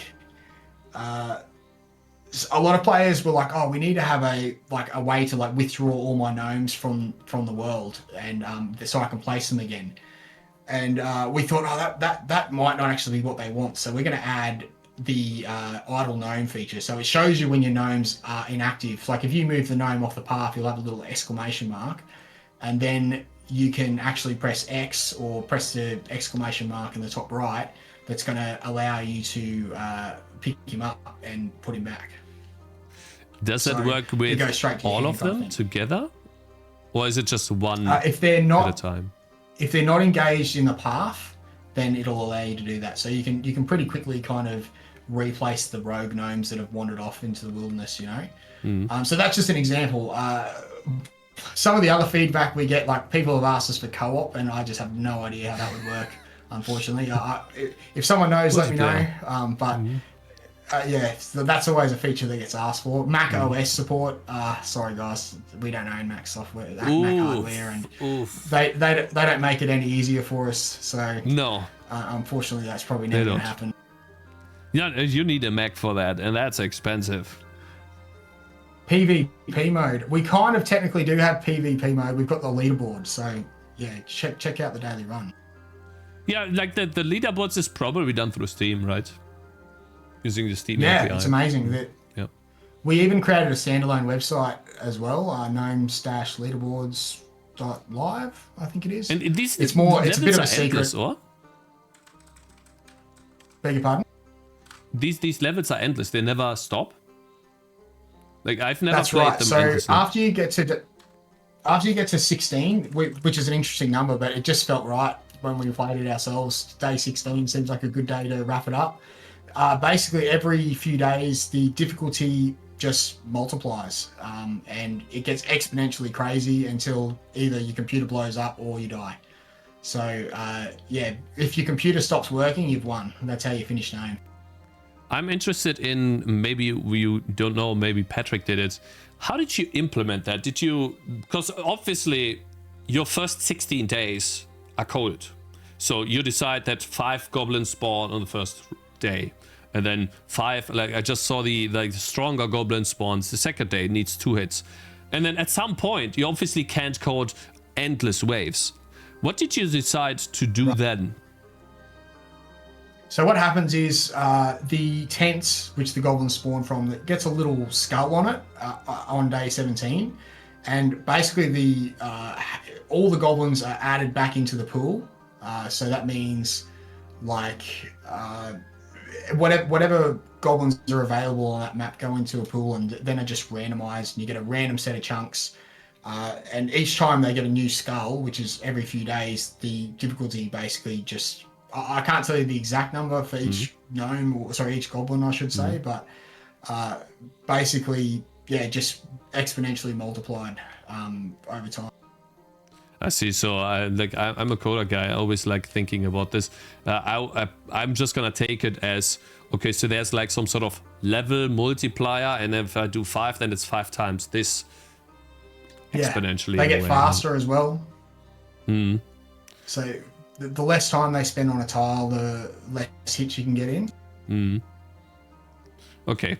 Yeah, I think that's something you have to do, but it also allows you to do basically endless leaderboards. And I feel like I didn't get this website correctly. Is it Gnome Series? Is it? No, hang on, let me just... Gnome-leaderboards. Try to maybe... Gnome-leaderboard.live. Leaderboard, no plural. Leaderboard, okay. There we go. Ah, there we are. Awesome. Score 41, that's probably the day, right? That's today, and then there should be an all-time score somewhere. Oh wait, that's today. Maybe check the top. Oh yeah, here, days, Yeah, top players. There we go. So Bybus, he's our goat. He's way ahead of everyone else at the moment. So it adds up like how you ranked, how many times you've reached top or whatever. So 25 times with the gold medal, which gives him the best position. Oh, Tropical Booty, what a lad. He's one of our moderators. Oh, cool. And score means... Is it just an accumulation of, I guess, your medals? Difficult to say. Yeah, so if you get second, third, or whatever, yeah. Top 10s are worth some points too. And but I can't Okay, see so I hate the to day, be rude, right? but I'm actually going to pee my pants. So can I have? Yeah. Like, Oh, hey, bro. Of course. Yeah. Sure. thanks, man. Take a quick break. I'll just talk to chat a bit. Yeah, for sure, man. Yeah, awesome. See you in 2 seconds. Yo. Sorry to keep you waiting. I was getting incoherent because I was busting so badly. So I felt like my last answer wasn't that solid because I was distracted, just trying to hold it in. Thanks for welcoming me back, everyone. Do we have any new questions? I think I just looked at one that we kind of missed, but I think you talked about this already. You didn't have any failed projects in the past, right? So you worked on projects that weren't commercially viable, but you didn't make them your own, right? You didn't sell them yourself. Yeah, so I have with the team before Gnomes, the Sea of Survivors team, we did work on another project for way too long, and it was kind of where we cut our teeth. We learnt all the lessons, and we probably spent 2 years on this. Like, it was when Among Us was big, and we were like, oh, we should make the next Among Us, and before everyone had that idea, right? So then we did the next game that everyone had the same idea, which was the Survivor. So for me, the projects that have failed never even made it to Steam because I knew before they got to Steam that they weren't going to stand a chance. Working with other people that have released projects on Steam, I'm not going to talk about who they are because that wouldn't be nice. But just one thing that I identified that they did often have in common was either the person that was the lead on the project just had no fucking idea what they were doing. Excuse my French, but that's the only way I can put it. Or they would be a team that wanted to do creativity via committee. And quite frankly, that's kind of how you end up with dog shit. You need someone who's got like a strong direction creatively, and you need someone who's like a strong technical lead, and they need to make decisions in their own lanes. And I think what I often see is like there'll be a team that'll have like a creative person making technical decisions, and everyone else is just doing what they're told and too afraid to speak up and say, maybe we should do this different. Teams are often too big, or I guess another case that I've seen is just like people with I just they never really had any appeal to begin with for their game. You know, they were making something for them, not for other people. Okay, so basically, how long was that period before you decided to let me go and make my own? Because obviously, you need to. I like calling it being in the hyperbolic time chamber. You gotta train first before you can go out, and then you get your own hit in, right? How long did it take you to I guess for me, learn? Yeah. For me, I was pretty lucky that my foundational skill was actually as a composer and as a sound designer. So I didn't actually need to have game experience to be able to get into the games business. I did obviously mess around in Unity and all that kind of stuff on my own and do my own little coding projects, despite them being, miserable failures. But I was able to sort of latch onto existing teams, and quickly what I figured out was, okay, I can expand my value here by learning other things, like learning how to do art, learning how to understand the market and how Steam works, as well as eventually cutting my teeth with some game design stuff as well. The first real commercial project that I actually consider serious was probably Sea of Survivors anyway. That's anything else before that, I was just a hobbyist. Until you have a Steam page up, I think you should consider yourself a hobbyist in general. Yeah, I think so too. Because Steam gives you the actual market. How do you say that? It tells you what the market wants. Validation, yeah. Because if it validates has or appeal, invalidates your idea. yeah. If it has appeal, it'll show you. If it doesn't, then it doesn't. And then you gotta figure out, okay, what to do next. I don't think there's like some magic sauce that you need. You just put it up on Steam and then either it does have appeal or not. Do you think that's true? Yeah, that's right. A good way to put it is it's either a feather or a stone, when it comes to the marketing. And, just about any game you can flog your way to 7,000 or 10,000 wish list if you just, spend the money and put in the hard work. But I think Sea of Survivors was a little bit like that as well. I did a lot of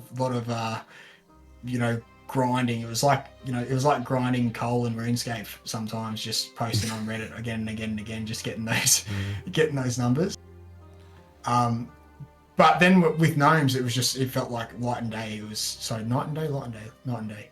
I first post 100 upvotes, and like when I asked people if they wanted to play test it, my Discord DMs just were going off for days, and when I gave it to creators, the creators that I always dreamed of playing my games played it, which is really, really cool.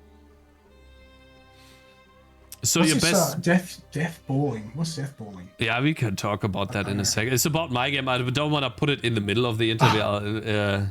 We really have some issues. But so you are saying Reddit is probably the best place to advertise, and any other websites, YouTube, TikTok, not so much, because I don't think this type of game would even work on TikTok very much, even if you make it fast. I think if you have more visual appeal, I think it would, for sure.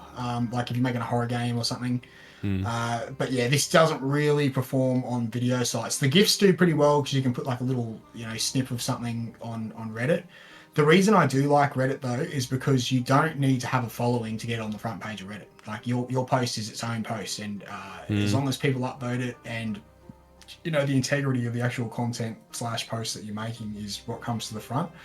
I've tried to build an X following. I've tried to, build a YouTube following. I've tried to even build a TikTok following. And for me, the amount of work I was doing versus the return I was getting just wasn't worth it. So I think a game is a lot like, I'd say it's like, imagine each game is its own band. When you launch the band, you're starting from scratch, and people are going to be pumped about it because it's the first time they've seen it, and they've they have their opinion on it, whether they like it or not. And if enough people like it, then the following will come very, very quickly. But I see a lot of people that are building a following for their studio, or like you know, building a following as a dev, and then they will make very, very different games every time. Unless you've got the budget for a social media person like Devolver or, you know, someone like that, I just don't really think. I think it's worth trying these things to see what works, but if it doesn't work pretty quickly, yeah, I would probably say the biggest thing is get your game in front of creators and see what platforms actually do work for your game. So if you were to make a, let's say like a, I don't want to go into Steam strategies too much because you can do so many things, but I feel like focusing on a good game would be the best thing. But let's say you were to make a new game from scratch, and obviously we talked about time, but like as a strategy, considering itch.io, considering Reddit, and considering Steam, like what would you do? Like it's like a list of things to do. So one thing I'd love to do is I would love to do itch. I'd love to do a browser version on itch because you can, if you've got something really spicy that people like. Spicy is probably the wrong word, but you know, something that's a bit different and you know, has the right type of like I think Gnomes would have done really well as a browser version on itch, but we didn't have the tech to do it because we're using some dependencies that just don't quite cooperate with web.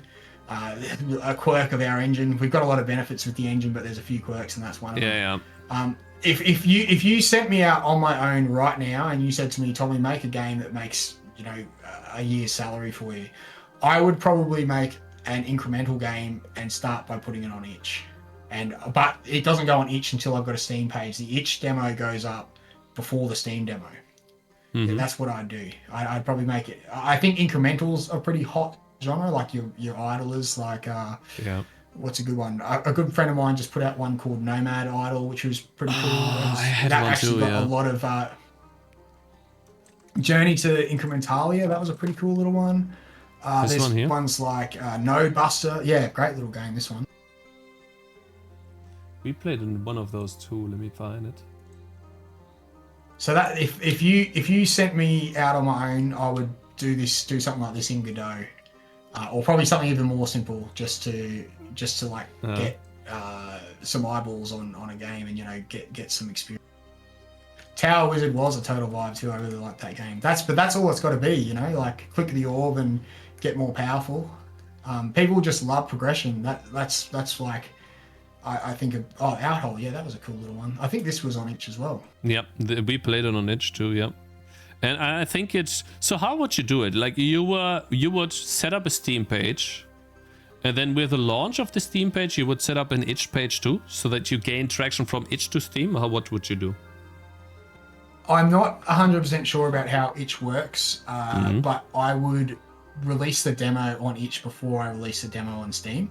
And I would like link the Steam page, obviously.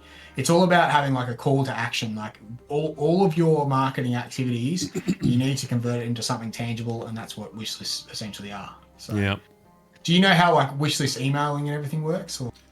Yeah, I think it's early access. You put if you put a 20% discount, you get an email. So anytime you release a demo, you actually get to email all your wish listers. When you release either early access or 1.0, you get to email all your wish listers, and anytime you discount over 20%, yes. So okay. That's another reason, like just having lots of wish listers is great, because those are people that are, the second your game has something exciting happen, they're going to be all over it.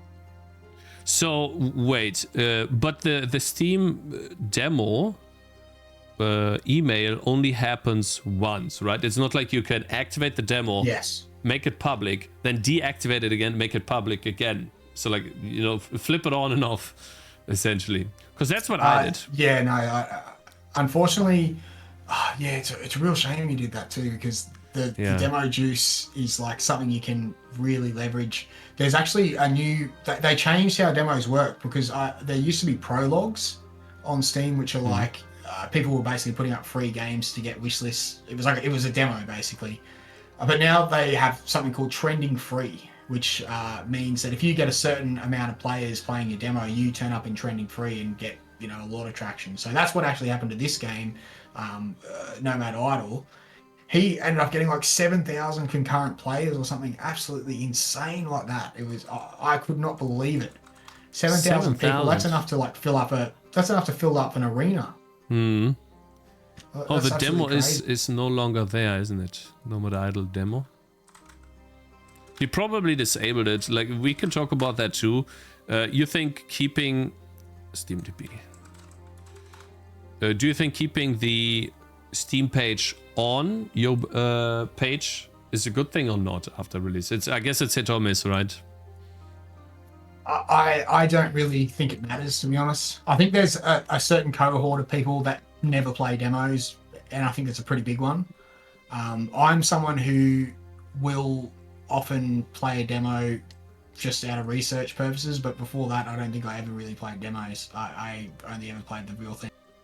I don't think the demo being there is deterring anyone from buying it. If they want to buy it, they probably want to play the whole thing. I know that there's a lot of people that say, "Oh, I played the demo for 10 minutes and I decided to buy it." Yeah, look, I don't think we'll ever know, because it's not like you can concurrently have the same game with and without a demo.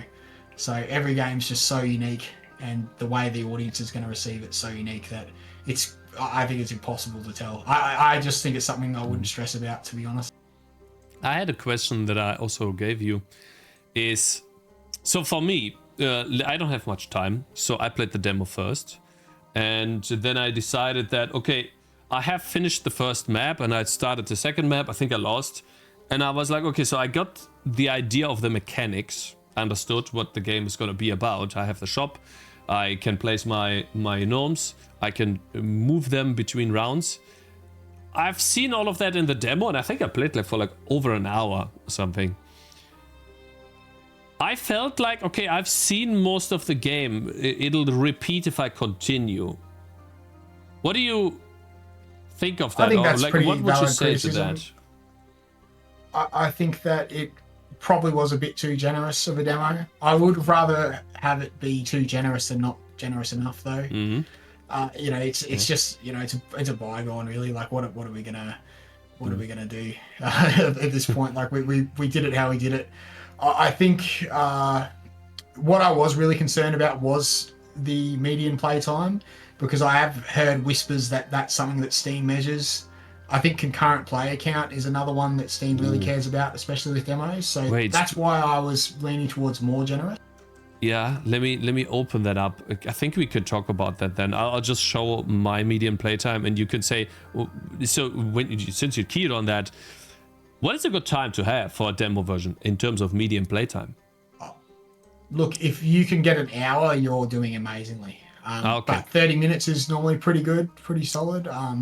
Awesome. I think it's probably a good indicator of like how many people are just picking up the game and bouncing. 24 minutes, that's pretty solid, yeah. I think that's actually about what Gnomes is too. So, awesome. But as you can see, the biggest cohort's that 1 to 10 minute group of people. So for me, that's why I am so big on making your tutorial really, really like sharp and to the point, because so many people are just going to bounce at that 10-minute mark. If you've earned their attention enough for them to download your demo, you need to be able to grab them as quickly as possible and just get them straight into the action, I think. And as you can see, look at the sorry, you can't see me pointing on the right there. How many people are playing for 200 plus minutes? 198 people. So there's obviously a cohort of people that love the game. So that's, I guess, you need to figure out what they love and then what the 10-minute group hates. Yeah. And do less of that and do more of it. Do more of that. Yeah. No, I think I only learned about this like a year or two after releasing my first demo version, because when I first started out as a game developer, my goal was, okay, Steam. I get to Steam, I make a demo. Like I set up the Steam page at the same day as I uploaded the demo version, essentially. And I didn't know any better back then. It was, I think, 3 years ago or 2 years ago. And obviously you make these mistakes, but then later I realized that this time is actually really important. And if it's below 10 minutes, then you've got a problem. Because the game will probably not sell. I think that the big thing for most people is they put too much attention on like actually pumping in lots and lots of content, and they just don't focus on like that, that first minute or two of gameplay and just really grabbing people's attention. I think we could have even done a better job with Gnomes too, to be honest. I think there was a question I just saw there. What did I feel when my game went viral? Well, that's interesting because it never really felt like it went viral, because it was like, when you're sitting behind the desk and you're looking at numbers go up, you're always like more. Like you just get that, like you like have that you never like quite get to that moment. Even on release when we're in new and trending, I was still just like, oh whoa, like what's going to happen next? When's this going to take off? Like you always start to compare yourself to the next tier up. Like I remember I always said, if I get 500 reviews and overwhelmingly positive on a game, I'm going to retire. And now I've done it. I'm like, I can't retire because I've got so much more to give. Like, so I guess like, yeah, you got to humble yourself sometimes though, because like one thing I really have found amazing is just like when people actually message me and go, oh dude, I love your game so much, or like people in the community that are just loving the new content that we put in and that kind of thing. I think to me that's more that's more impactful than like seeing numbers go up, really. I mean, obviously selling games is great, and knowing that I can do this for a few more years without worrying too much is great. But yeah, I think especially for Patrick, I know for sure, like that's the thing that gets him up and gets him moving. Like if you want to chat to Patrick, just join the Discord server and he'll send you a message straight away. He'll send you one of those emojis, the welcome emojis, because he's always on top of it. No, yeah, I try to talk from the podium a little bit more now, just because it's very, very time. It's both takes a lot of time, going through all the feedback, and it's also hard to like craft a response to everyone. So I try to like collect all the stuff that's been happening that we know we need to address, and then sort of address it in like one big announcement or something like that these days. Awesome. So to quickly go back on like this, it's not a step-by-step plan, but it's essentially like, okay, so you've crafted your game idea, you have set up your itch page and your Steam page, and you link from within the itch page to your Steam page, like a call to action, so that you can start gaining these wish lists. And obviously itch.io is already gonna tell you, okay, is your game gonna be, does it have appeal or not? Because you could see based on the absolutely. Downloads, the player numbers, and then you have your Steam page, and let's say that it has some sort of appeal, you gain some traction, and to Steam too. What would you do next after that step's done? I think the most important thing is that you've got to make sure your funnel to convert people that are playing the itch demo and turn them into wishlisters is there. So obviously this guy's got the wishlist on Steam icon down the bottom left. I might even like be a little bit more rude than that and interrupt them after like beating the first map or something like that, because that sort of thing. I mean, I'm giving you a free game. The least you can do is chuck me a wishlist, and most people are happy to do that. But from there, you're actually preparing for the real demo. This is both marketing and playtesting at the same time. You want to make sure that you're collecting all the feedback from the people that are playing the itch demo. So when it does hit Steam, not only are you giving them a version that's got some more content and a bit more to look forward to, but you've fixed everything that people had a problem with. So by the time it's on Steam and it's a demo, it's absolutely bulletproof. Because the itch audience, they're a bit more forgiving. Like they're going to accept a bug or whatever because they understand the platforms for prototypes. But on Steam, you're competing with like EA and Ubisoft. I mean, they make buggy pieces of shit all the time, but you get what I'm saying. I think the other thing that's really crucial though is before you put the demo out on Steam publicly, you need to give it to some people like the content creators, because if you give them like a week head start and give them like early exclusive access, write them a really cool email, give them a press kit with all the things that you need in it, things to make thumbnails or whatever. And yeah, just say your prayers to Gaben and hope they play it. Really, that's about all you can do. Because if you get someone like Splattercat or Northern Lion or whoever, by the time they put their video up and your demo comes out, you are set. Like, that's basically your wish list sorted from there.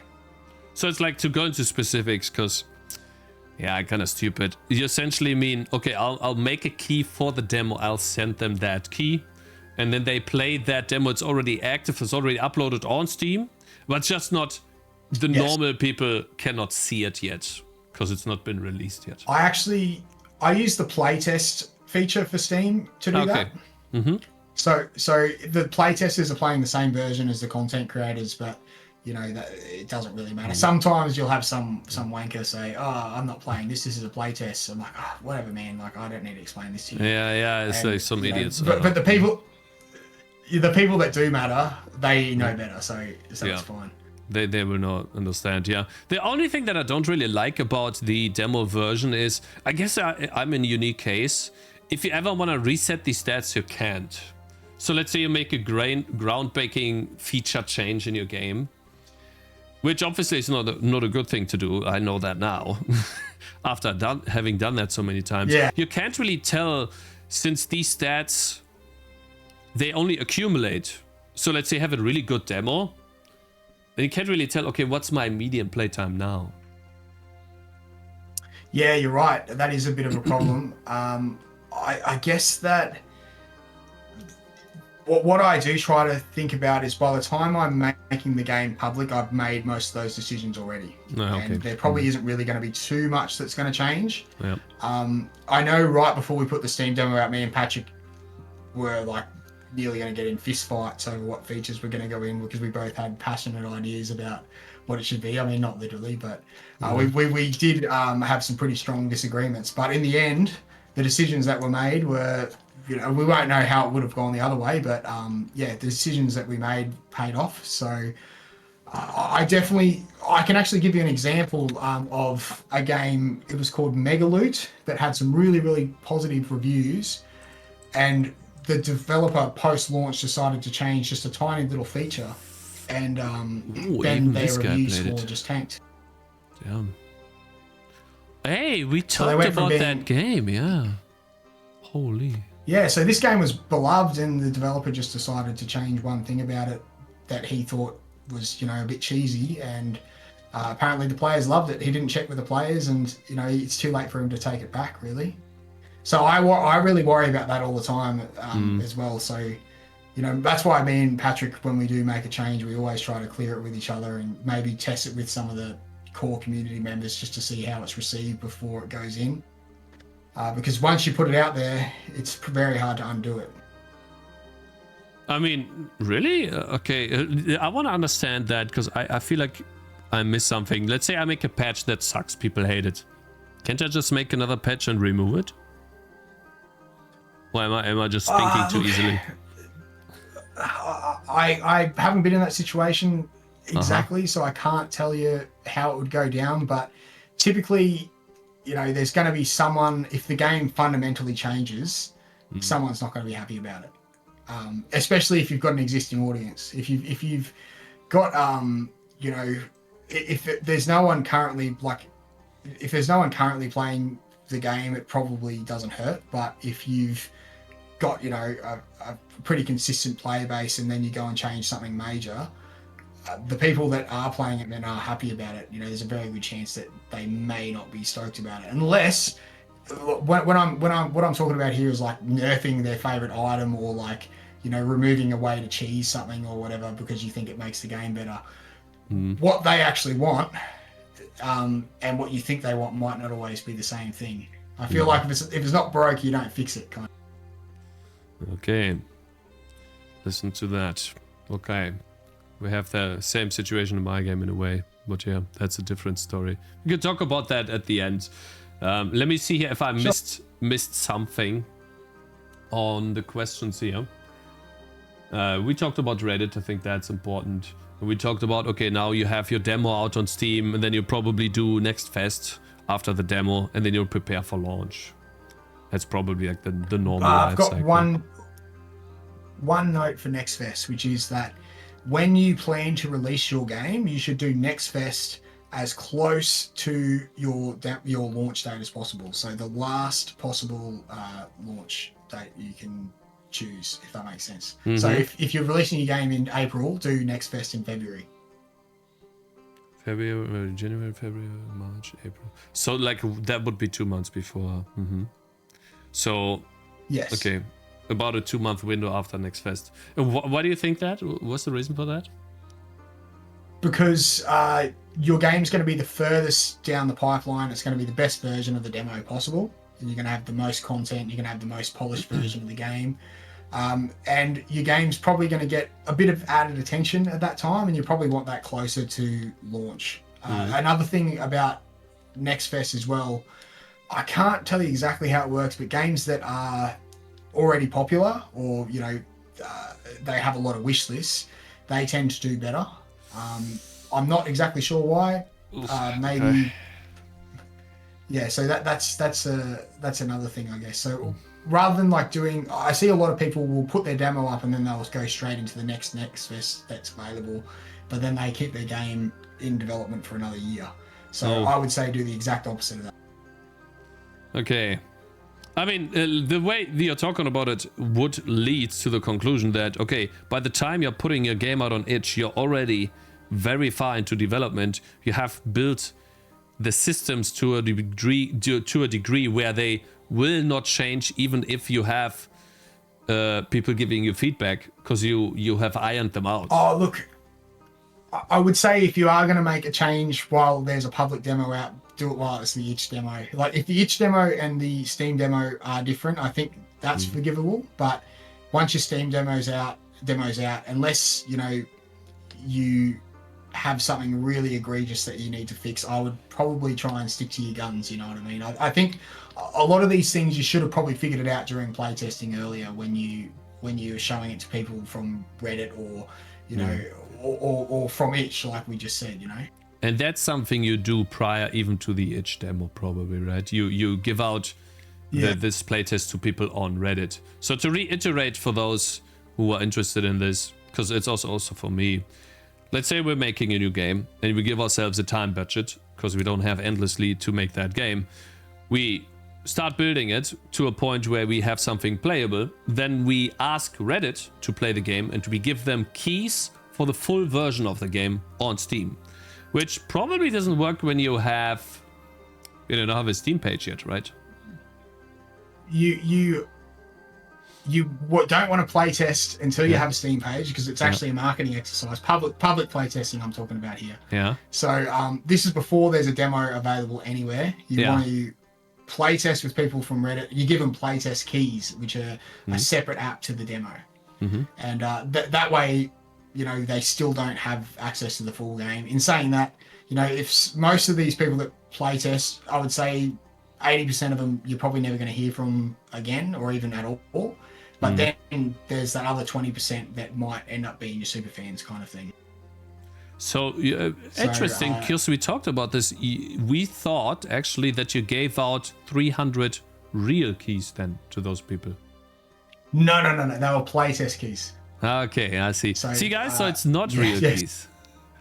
Because I was thinking about that. Man, this guy gave out 300 keys. That's like 300 potential reviews of the game, right? So, but yeah, of course. And that's another thing to remember, is that when you give out a key, that's a review you can't get too.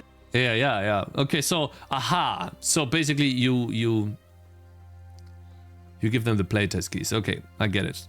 So basically, to reiterate again, because it's also for me. Okay, I need to let that sink in, because I'll probably release my game this year, and then we'll do like the way you did with Gnomes. We'll do smaller games to figure out, okay, how can we do the process in the right way.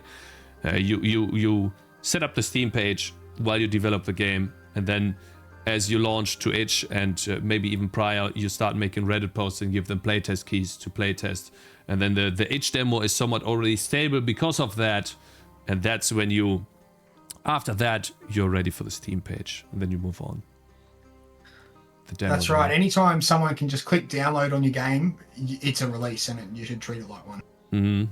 Okay, good. Awesome. Let me check if we forgot something. Maybe someone in chat has another question. I can hear. We have some questions from Huan Seastar, which is more about productivity. I think that could be interesting. What does a productive day look like for you as an indie developer? How much do you work, and how do you balance that with, let's say, family and friends? Yeah, look, I've definitely paid the price, to be honest with you. I think I've, you know, a lot of my relationships have suffered, and a lot of, you know, my physical health's also suffered producing this game, because it was, you know, it was a really make or break kind of project for us. It was basically, if this doesn't work, I gotta go get a real job again, which is something I really didn't want to do, and luckily I didn't have to. So for me, during Gnomes, it was like, wake up, first thing I'm thinking about is Gnomes, have a coffee, get on the computer, off I go, and I'm just doing something until I'm lucky that my fiance is very regimented and very rigid with her schedule. So, you know, I have to get off for dinner time, and, you know, she'll make me go and see our friends and that kind of stuff. So I'm very, very lucky. I think that going forward, though, I will try and do something a lot more balanced. Like, since launch, I've been trying to hit the gym again, and, you know, awesome. now that I've got budget outside of ramen noodles, I've been eating a bit better and that kind of thing. So nice. Yeah. I guess, like, I've developed a lot of really close relationships with people online and stuff like that. But being in Australia, you know, I'm kind of on a rock over here, and, you know, I can't go and really see someone without getting on a flight. But yeah, like, just taking the time to go and catch up with my friends that I haven't seen for a year or two has been, or, you know, haven't really seen regularly like I used to. So I look, honestly, I'm probably the worst person to be getting advice on work-life balance, but I can tell you now that after going through what we went through with Gnomes, if I could do it differently, I would have definitely taken a little bit more time and yeah, looked after myself a bit better while I did it. I think that's what you're describing, though, is probably mostly everyone's same mistakes.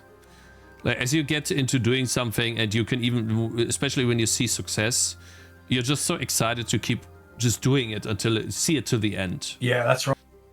And that's when you just make these sacrifices, and you just keep pushing until you realize, oh, wait a minute, that is actually not sustainable. And then you find a better solution. Did you experience any form of burnout when you worked that much then? Yeah, definitely. I think the thing that really kept us going, though, was like watching numbers go up, and, you know, community members telling us how much they love what we're doing. That was something that really kept us going. The biggest thing that, like, made it hard was just being pretty broke the whole time, to be honest, because it also meant that I couldn't, you know, go down to the pub for a beer. Or, I mean, I could, but I was spending money I shouldn't have been spending, and that kind of thing. Or, you know, if my friends were all like, "Hey, we're going away for the weekend to do this," I'm like, "Sorry guys, I can't. I'm broke." You know, like, so that was probably the hardest part of everything, I would say, is was going through that. Patrick and I, you know, there was a few times where we would have some disagreements and stuff that probably wouldn't have happened if we just took our time a bit more. You know, I think, if anything, like, he's, you know, even more hardworking than I am in a lot of ways. Like, it's harder to get him off than me, and that's kind of what I'm focused on at the moment.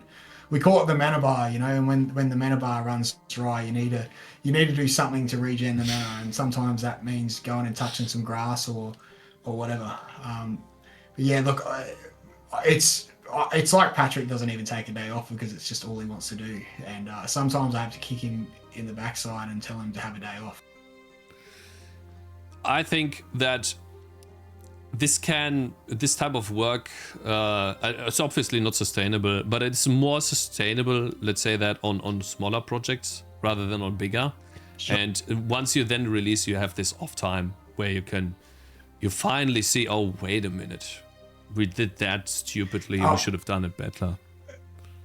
I will say we're only really getting the downtime about now, actually, because after launch, it was just like, we thought, oh, it's going to be a big relief, but it was the exact opposite. It was like thousands of people playing the game and giving us feedback, and there's all these bugs and stuff that we've got to fix, and there were certain people that couldn't even launch the game, and Oh man. and yeah, there was also so there was all sorts of stuff, and I feel so grateful for what Patrick did, just to make all of that work. And you know, the very least I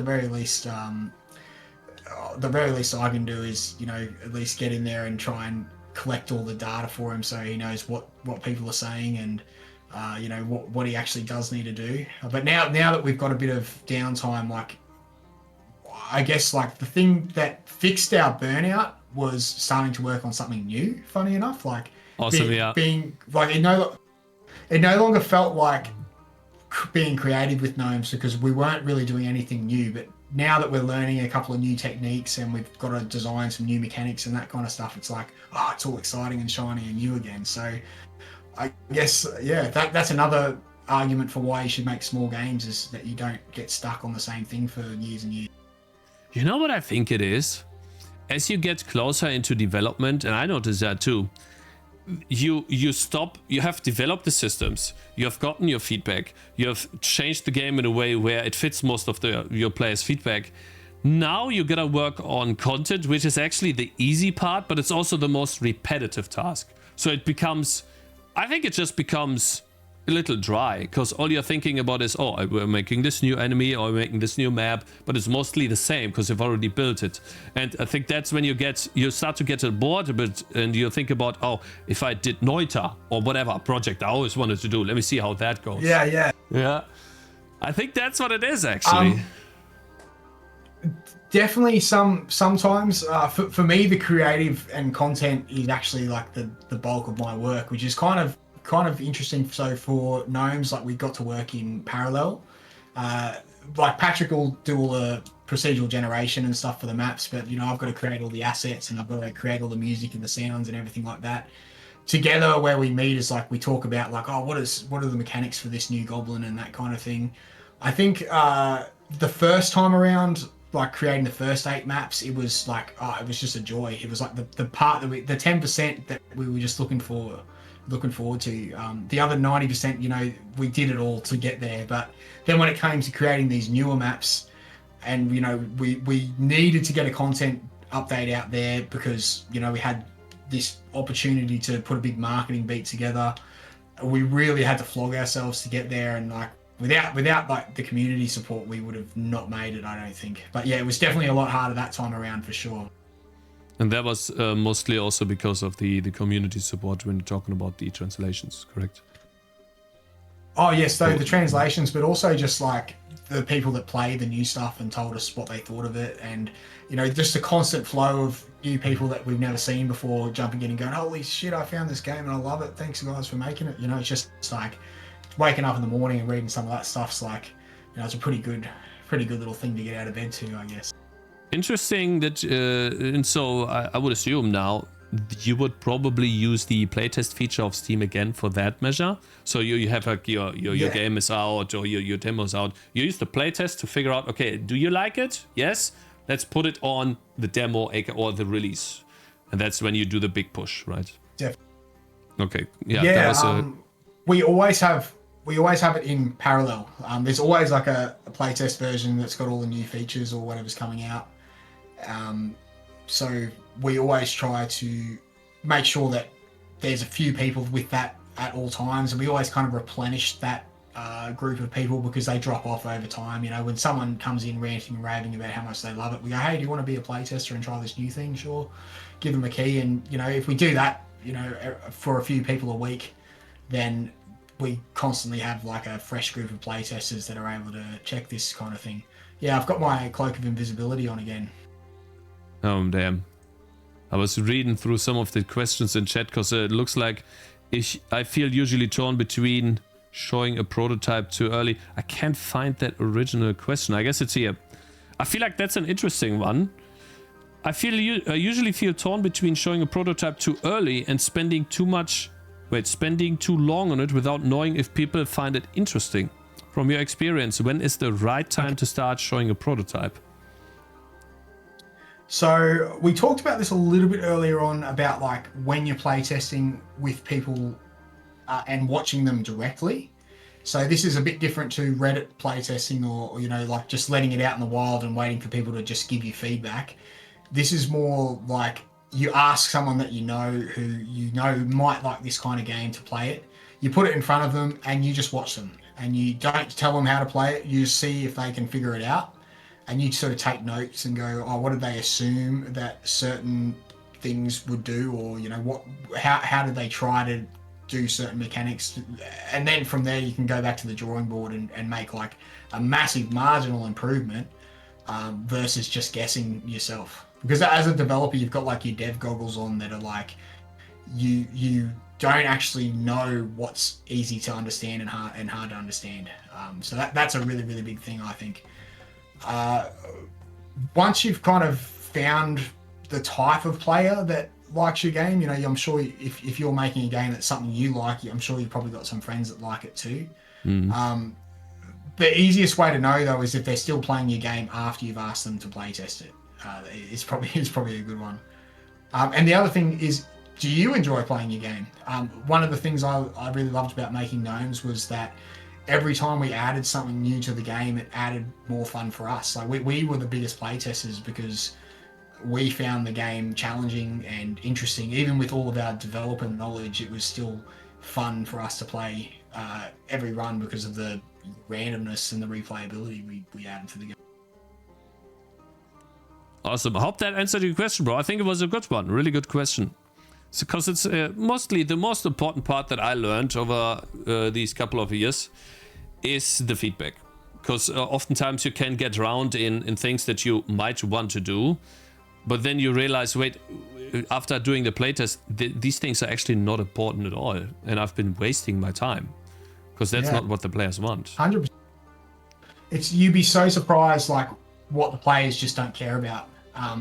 You know, like some of the things you're like, oh, this is a bit jank, and then it actually turns out to be a feature. You know, like there's, I guess, like when there's completely unexpected, unintended gameplay consequences that kind of break the game. Sometimes you need to save them from themselves. Like they'll ask for a feature, and you're like, oh, I don't think you really want this. You know, I'm gonna pull rank here as the dev and just say, I don't think you want this. But in a lot of cases, you know, there might be something that you thought people were really going to care about, and yeah, they just don't. A lot of time removing features is actually the way to improve your game. Sorry, give me one question. I'm being called by my wife. Gotta quickly hold. I'll be right back. That's all right. I'll try to talk to chat while I'm here, hey? I'll maximize your screen time. We have a question from chat which I think might be interesting. How to find partners to make games with, from Frostcop earlier.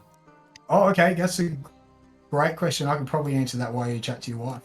So I think the biggest thing is you need to find someone who has like a similar taste in games to you. Like if you have someone that wants to make a huge open world RPG, but you want to make like small, you know, tactical games, then it's probably not going to be the best. It's probably not going to be the best team. You know, you need to have that sort of synergy, so to speak. I think. Look, you can find people online. There might be people in your life already that you know who are like interested in dipping their toes in making games. I actually met my partner for Gnomes at a game dev meetup. A local one, and you know, it just happened to be that we were both there on the same night, and we both bumped into each other with a beer and had a chat for a couple of hours, and you know, got each other on Discord, and yeah, that's sort of how it worked for me. Will there be a Gnomes 2? Look, I think that if there is going to be a Gnomes 2, it's not going to be for a little while yet. I think we're a little bit gnomesed out for the minute. I would probably say if we were going to do a Gnomes 2, it would have to be a substantial, there would have to probably be a substantial visual upgrade. Like, I don't want to say it's going to be Gnomes 2 3D or something like that, but I don't really think that we could do the same gimmicks and stuff all over again. So I won't say no, but I'm going to say not right now for Gnomes 2. No. Did I use a game design document? Sorry, I'm just taking over the interview. The chat's taking over the interview, man. So did I use a game design document? I think that Kind of. We just had like I actually use something called a scally drill, which I don't know if you guys have heard of that, but it's more of a visual kind of thing where I can like, you know, plant little shapes out and that kind of stuff, and you know, I can create like a really rough UI mock-up and that sort of stuff. I'll write like a list of like the game flow and that kind of thing. I don't really answer like questions like a game design document. But one of the first things that ever came with Gnomes was actually a mock-up of the art before there was any lines of code even written at all, which sort of had these gnomes that are on screen right now. It had these sunflowers that are on screen right now, and it also had the same garden shed as well as like some different textures and that kind of stuff. It didn't quite look like what it did now, but when I pitched the idea of Gnomes to Patrick, I was like, hey, this is what it is. And I gave him like an animated GIF of what I wanted the game to look like. And he was like sold instantly. And we both knew what the game was going to be. Question from me, quickly. How did you make that animated GIF? Like, that's a proof of concept, right? You just I just used A-Sprite. Okay, so you just drew, I don't know, yeah. I might even be able to find it if you just give me a second. Yeah, also that would be great. I don't know if you want to derail the interview, but updated revenue number. Geez, let me tell you. Well, the thing is, the number that everyone's talking about is actually the gross number, so it's not real. It's gross 380 and we're net 314. So, you know, that's, if I was working a tech job, that's, you know, a year's salary, isn't it? That's, so this was just like a ugly ass little GIF that I made. It's not, this was a little bit more refined to the first version I sent him, but actually I lied, they are different shed and different sunflowers, but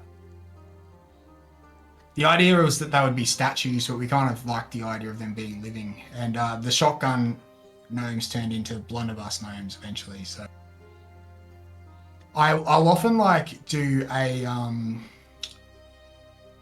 I'll often do like a fake capsule art as well, just to try and pitch. I'll see if I can find that if you're interested as well. But I mean, I don't want to derail the conversation too much. So I've actually got a new PC too, so it's a bit hard for me to figure out where I put all this shit. It's awesome that they saved all of these things, because some people just lose their things when they switch PCs, or it's so old they've lost it. I've never seen that before. Yeah, I've just got a huge pixel art folder, which wherever I create something, I will just leave it in there in whatever. Yeah, my filing system's terrible, but I have this awesome app called Everything, so I just type in what I think the file might be called, and yeah, hopefully it'll turn up.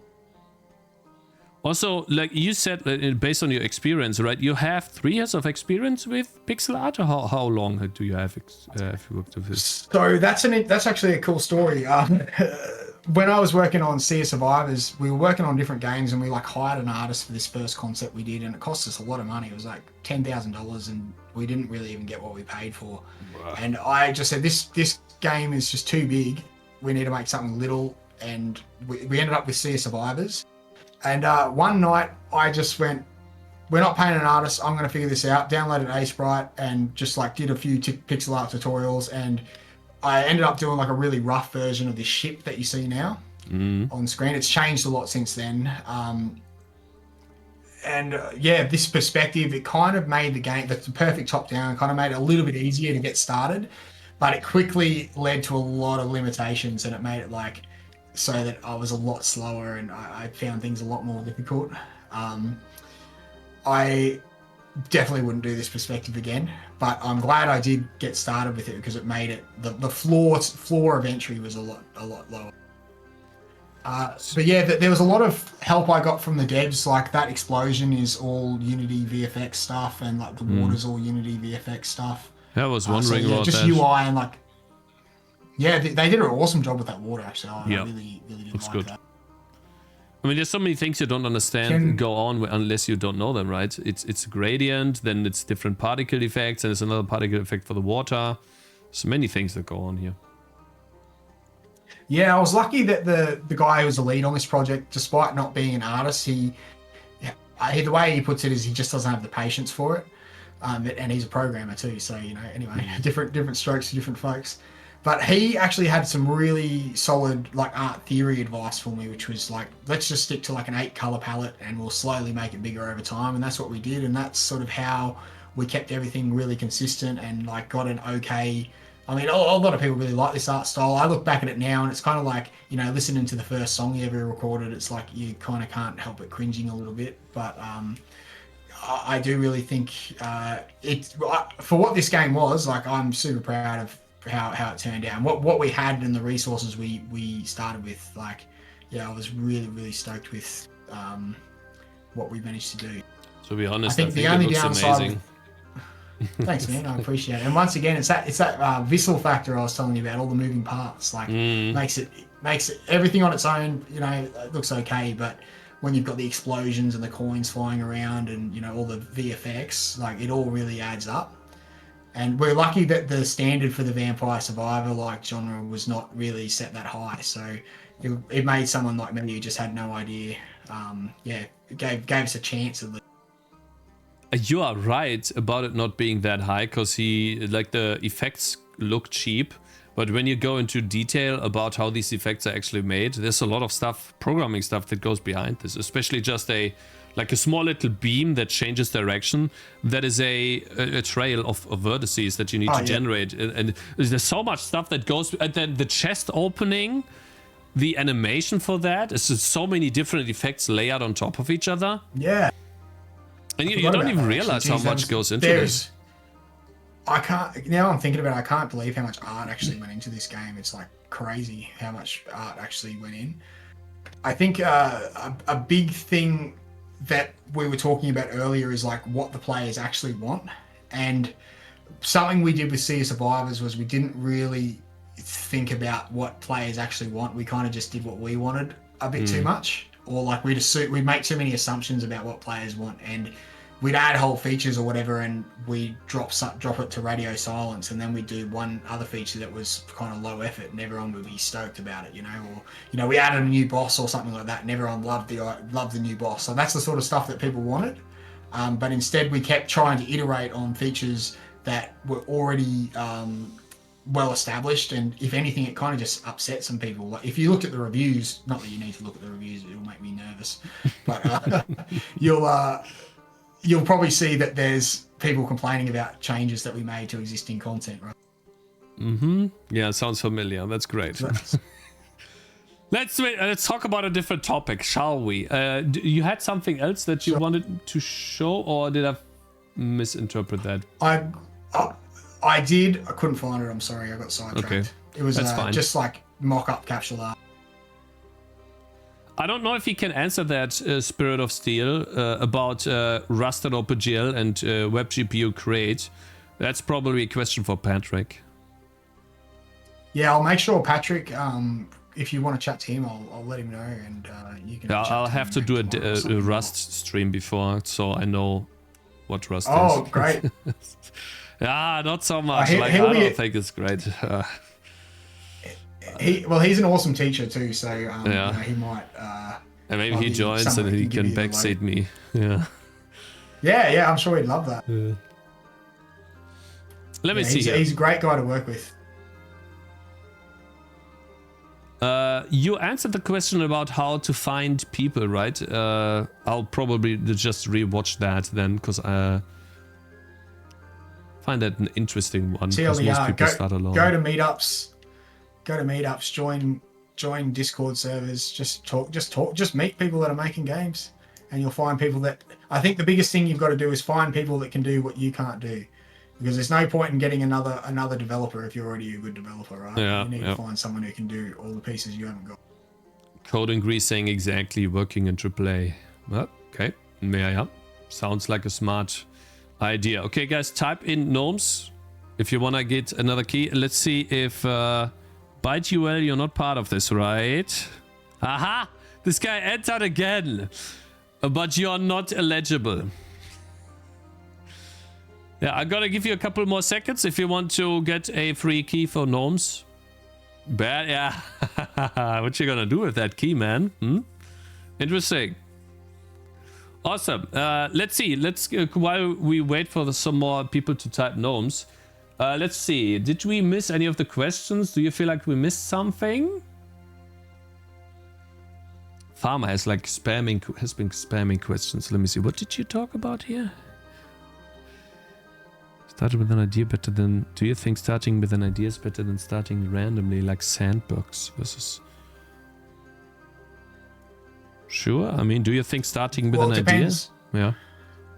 Well, it depends. Like, what's the idea for the sandbox is the question, because a sandbox can mean anything really. I definitely think like if you make a game that feels a bit like a Lego set, that's definitely a good avenue. Like you've got a lot of moving parts, and you can you basically build the solution to the game. I guess like you unlock relics, or you know, you build the towers you want in a tower defense game kind of thing.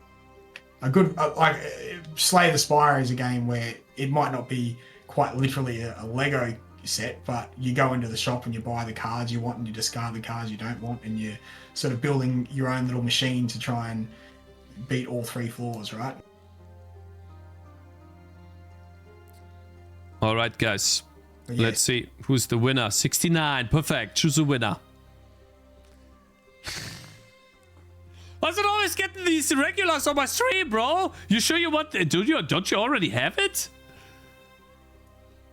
That's the guy that got me in contact with you, Mr. Null Exception. Ah, nice one. Thanks, Null Exception.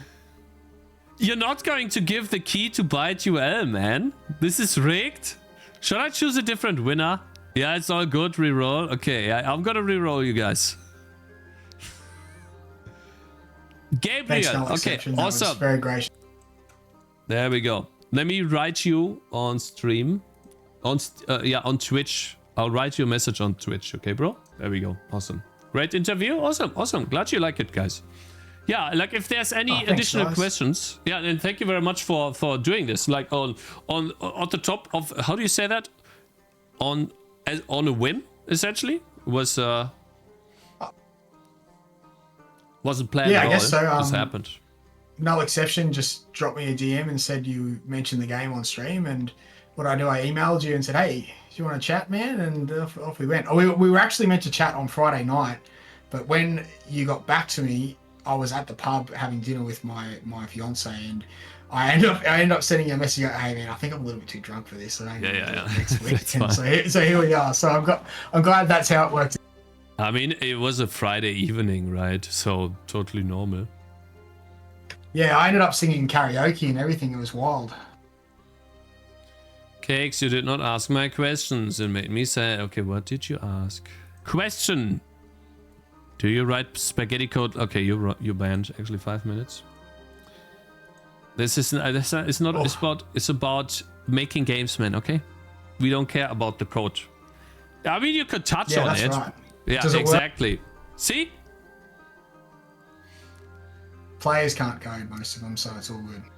Exactly. Awesome. I wanted to put this at the end. You don't often get to talk to someone who is shipped.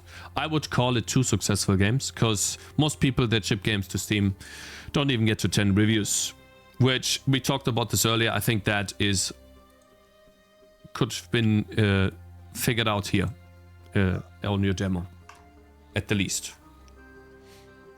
Oh, look, I definitely think Sea of Survivors was a success. It's just our post-launch management was what made it not viable to continue fully, so to speak. We spent too much time cooking on it when we should have just got it done. You know what I mean? Yeah. And so, right, so what are we? You're gonna. Are we gonna have a look at Tangy TD? Are we? Yeah. We're gonna look at my game. I've basically. My game is like, I tried everything and look what works. And that's basically the story of my life. So it is, I can give a little bit of background. Just short. Cakez. The game originally, Cakez TD itch. Right, I was actually wondering about this. So, did you end up changing the name while it was on Steam, or Cakez TD is I had to write version? Steam. Okay, yep. This was the game originally after about a year of development.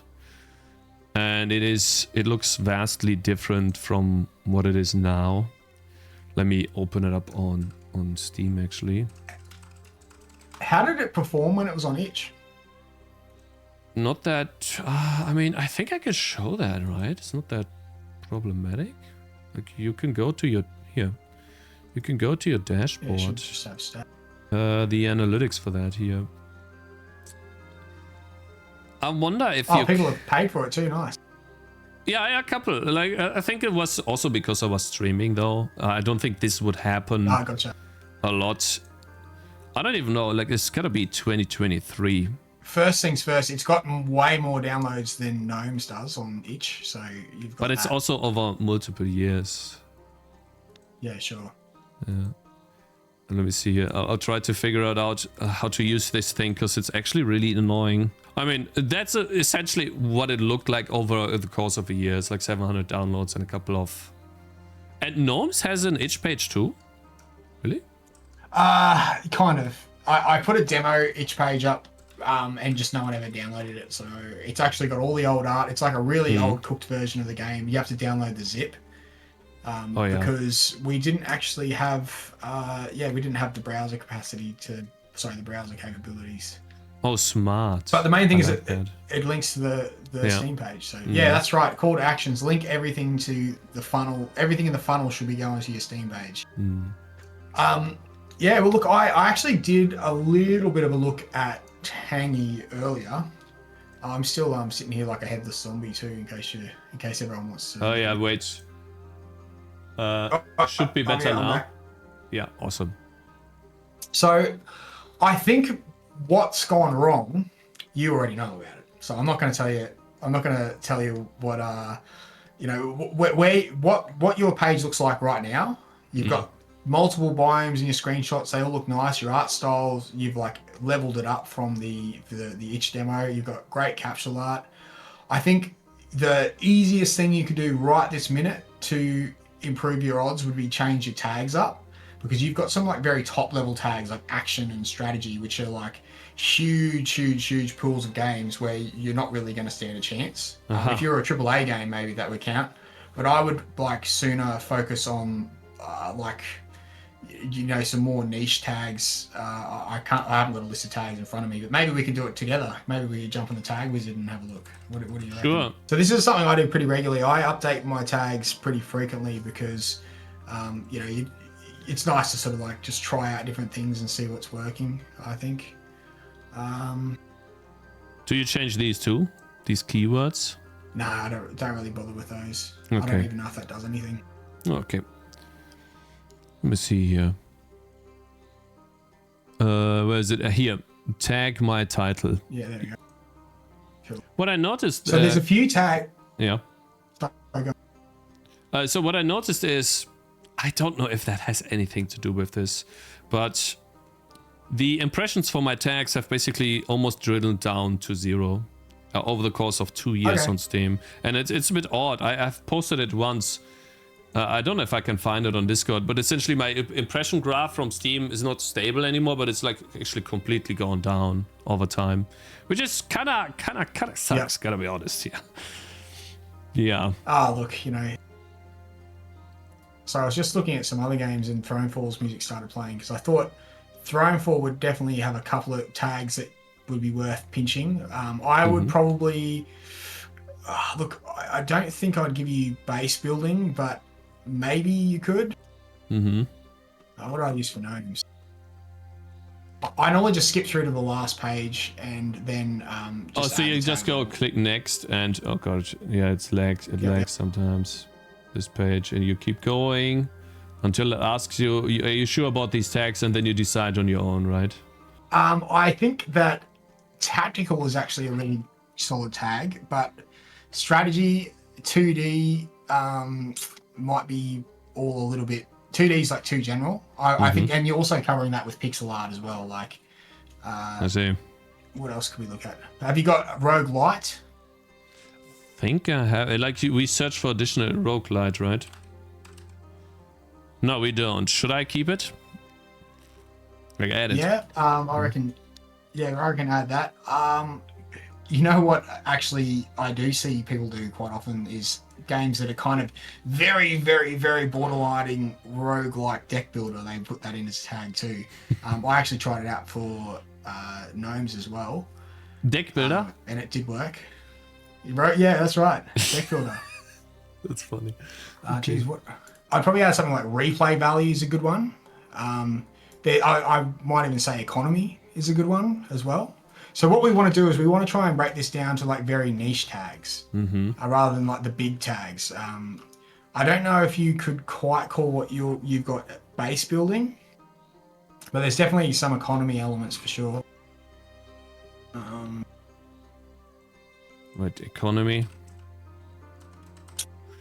And your game's not turn-based at all, is it? No. Mm-mm. The turn-based tags are really good in general. Yeah, in general, like I would just be looking at tags that are very like zoomed in versus like the general tags of your strategy genre, or like indie's not a great one. Early access is not a great one either. But I think you might actually have to have it if you're an early access game. Yeah, I will go into early access. So you wouldn't even choose any top level genre, but don't you have to choose one at minimum? I don't think you actually do. I don't think you actually have to. None defined. Okay. Okay, well, roguelike tower defense is probably good. Yeah, I mean, city builder is a sure. I think that's a bit much. Anyway, I don't know if these guys need to watch us go through your Steam tags. I guess that's probably a little bit boring for the chat, but look, so I did write a couple of notes. So the big note was some of the tags were a bit generic, so more specific niche tags might be better. I think that the trailer could slap a bit harder, so more intense music, faster cuts, some transition SFX. We already spoke about that anyway. And look, we already talked about why it might not have popped off. And the first thing is that you basically have changed what game is on the Steam page. When you put it in 2023, it probably looked very different. The demo, I mean, you said it was a pretty different demo when you released it. Yeah. But I do have one question. You recently had a peak of 40 players. What caused that? Let me see. I think it was the stream. Let me see. I actually can see that here, right? It was your stream or someone else? No, I think it was my stream. Yeah. I asked people to playtest a feature. And you mean, I think this bump here, right? Oh, awesome. Yeah, so this was the new demo release early this year.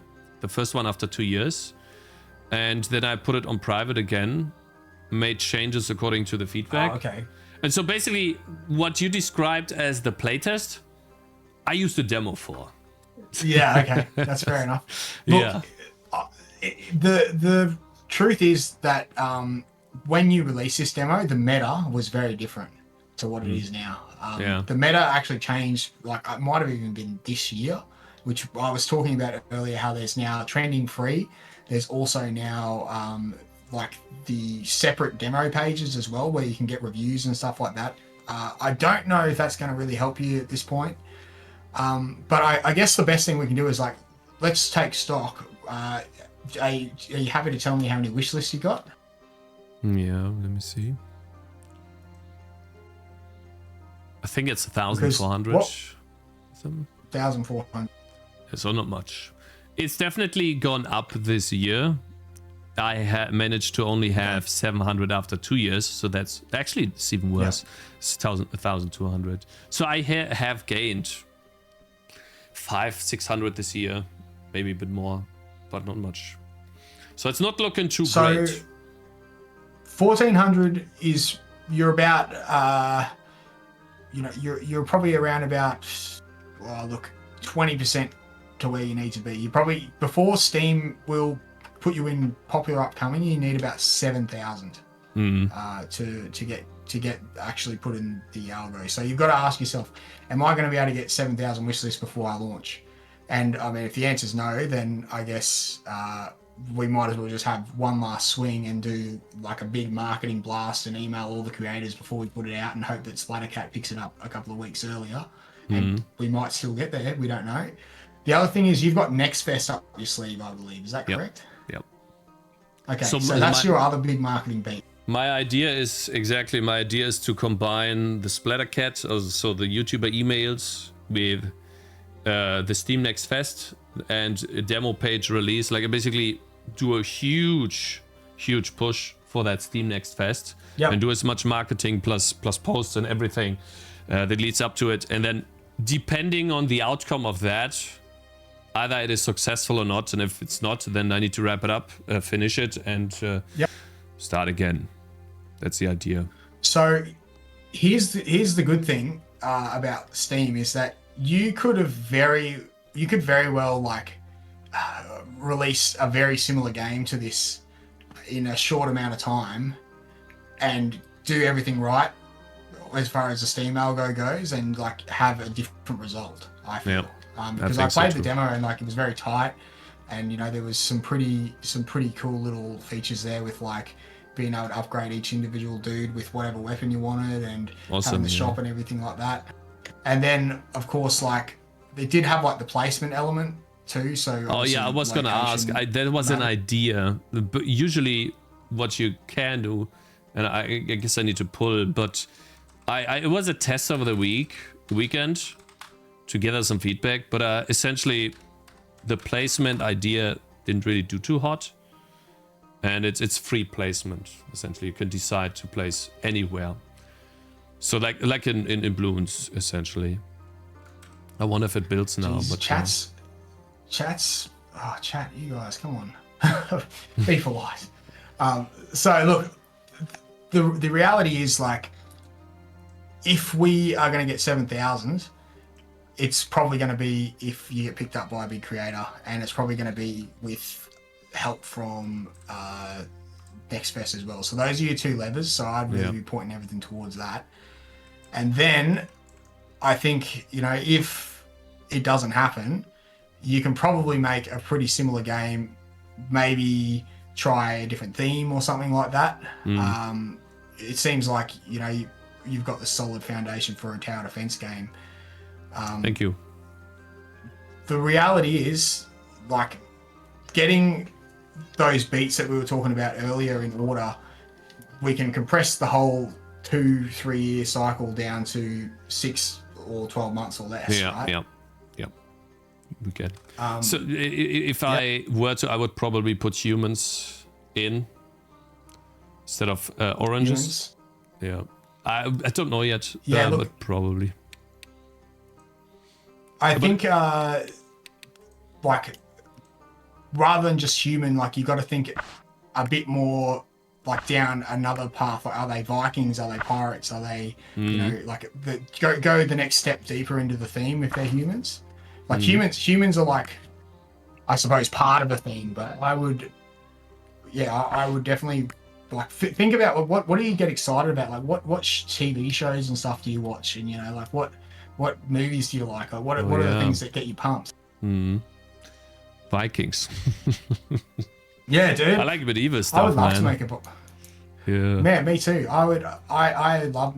I also love pirates too, which is why Sea of Survivors was a lot of fun. I got to make like jaunty pirate music and shit. So that's part of like the you know, the holy trinity. My motivation is to like do this kind of shit. You know, is to make cool. I think that Steam also has very dark fans. Like we like, us Steam players, we like to see very dark and like creepy sort of shit. We don't really always love. There's definitely like a big cohort of people that like, you know, your cozy cute stuff and, you know, the cute little guys and that kind of stuff. But I think even like with Gnomes, the juxtaposition of having cute little guys in like a sort of grimdark kind of world is something that grabs a lot of people. The Darkest Dungeon TD, that's right. Like that's kind of like I guess one direction to look at. Like Darkest Dungeon is quintessential Steam bait, really.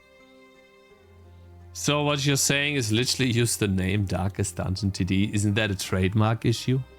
Won't that get you in trouble? I guess like Darkest Dungeons. How would you describe Darkest Dungeon, chat? It's like, it's medieval fantasy. There's flintlock pistols and shit though, so it's like, I don't know what, like Renaissance period, but it's like during the Black Death or something, isn't it? So know, basically, just cool. the theme more going towards the theme, right? Yeah, that's what I'm saying. Like even Viking theme, you know, like I think for me, like I really think theme is so important, because if you don't nail your theme, like it's 50% of your audience is gonna be drawn from the theme alone. I feel like there's a lot of people that played Sea of Survivors because it's a pirate game, and a lot of people that played Gnomes because it's a gnome game, not because of the rest of the things about it. Yeah, so but that's what I would be doing if I was in your position, is I'd be thinking, what can I use from what I've learnt and what I've got in my code base, and like what can I make this next game into that's going to get me really fired up and pumped to play. Good to know. Yeah, okay, thank you very much for the feedback. I really appreciate that. And you're right, these are my only 2 levers left, because I've had this, I did the classic, essentially. You start making a game and you change it to A to B to C, and it just goes nowhere. Then at some point you start learning, you put it out, and then you realize, oh goddamn, I should have done this so much earlier. But hey, at least we learn from the mistakes we do, and then we move on. And so hopefully by the time October comes around, we have the game more or less in a place where it's showable, and we'll see what happens, right? Thank you very much. It's awesome. Appreciate the feedback. Awesome. Well, hey, thanks for having me on, man. It's been so good to chat to you guys and chat, and yeah, thanks for all the support from everyone. It's really nice to get great feedback. And yeah, like I said, actually I don't know if I did say this, but if we are cooking, let me know, and I'll be happy to, you know, talk to you about your next project and all that kind of stuff. Like, sure. Yeah, I really love seeing other people around me win. You know, that's there's plenty of, I like to say there's a really big slice of pie, and we just need the crumbs, man. That's it. So, yeah. If you get a couple hundred reviews, then you're doing good. That's right, especially if you're able to make, like, I'm so envious that you can make a game on your own. I just I've always had to rely on another person. So anyway, I hope we can catch up again soon, and sure. You know, we're talking about both of us having a big banger of a hit next time, hey? Hopefully, yeah. That would be great. We'll see. Hey. Awesome chat. See you guys. Thanks for having me. Bye-bye.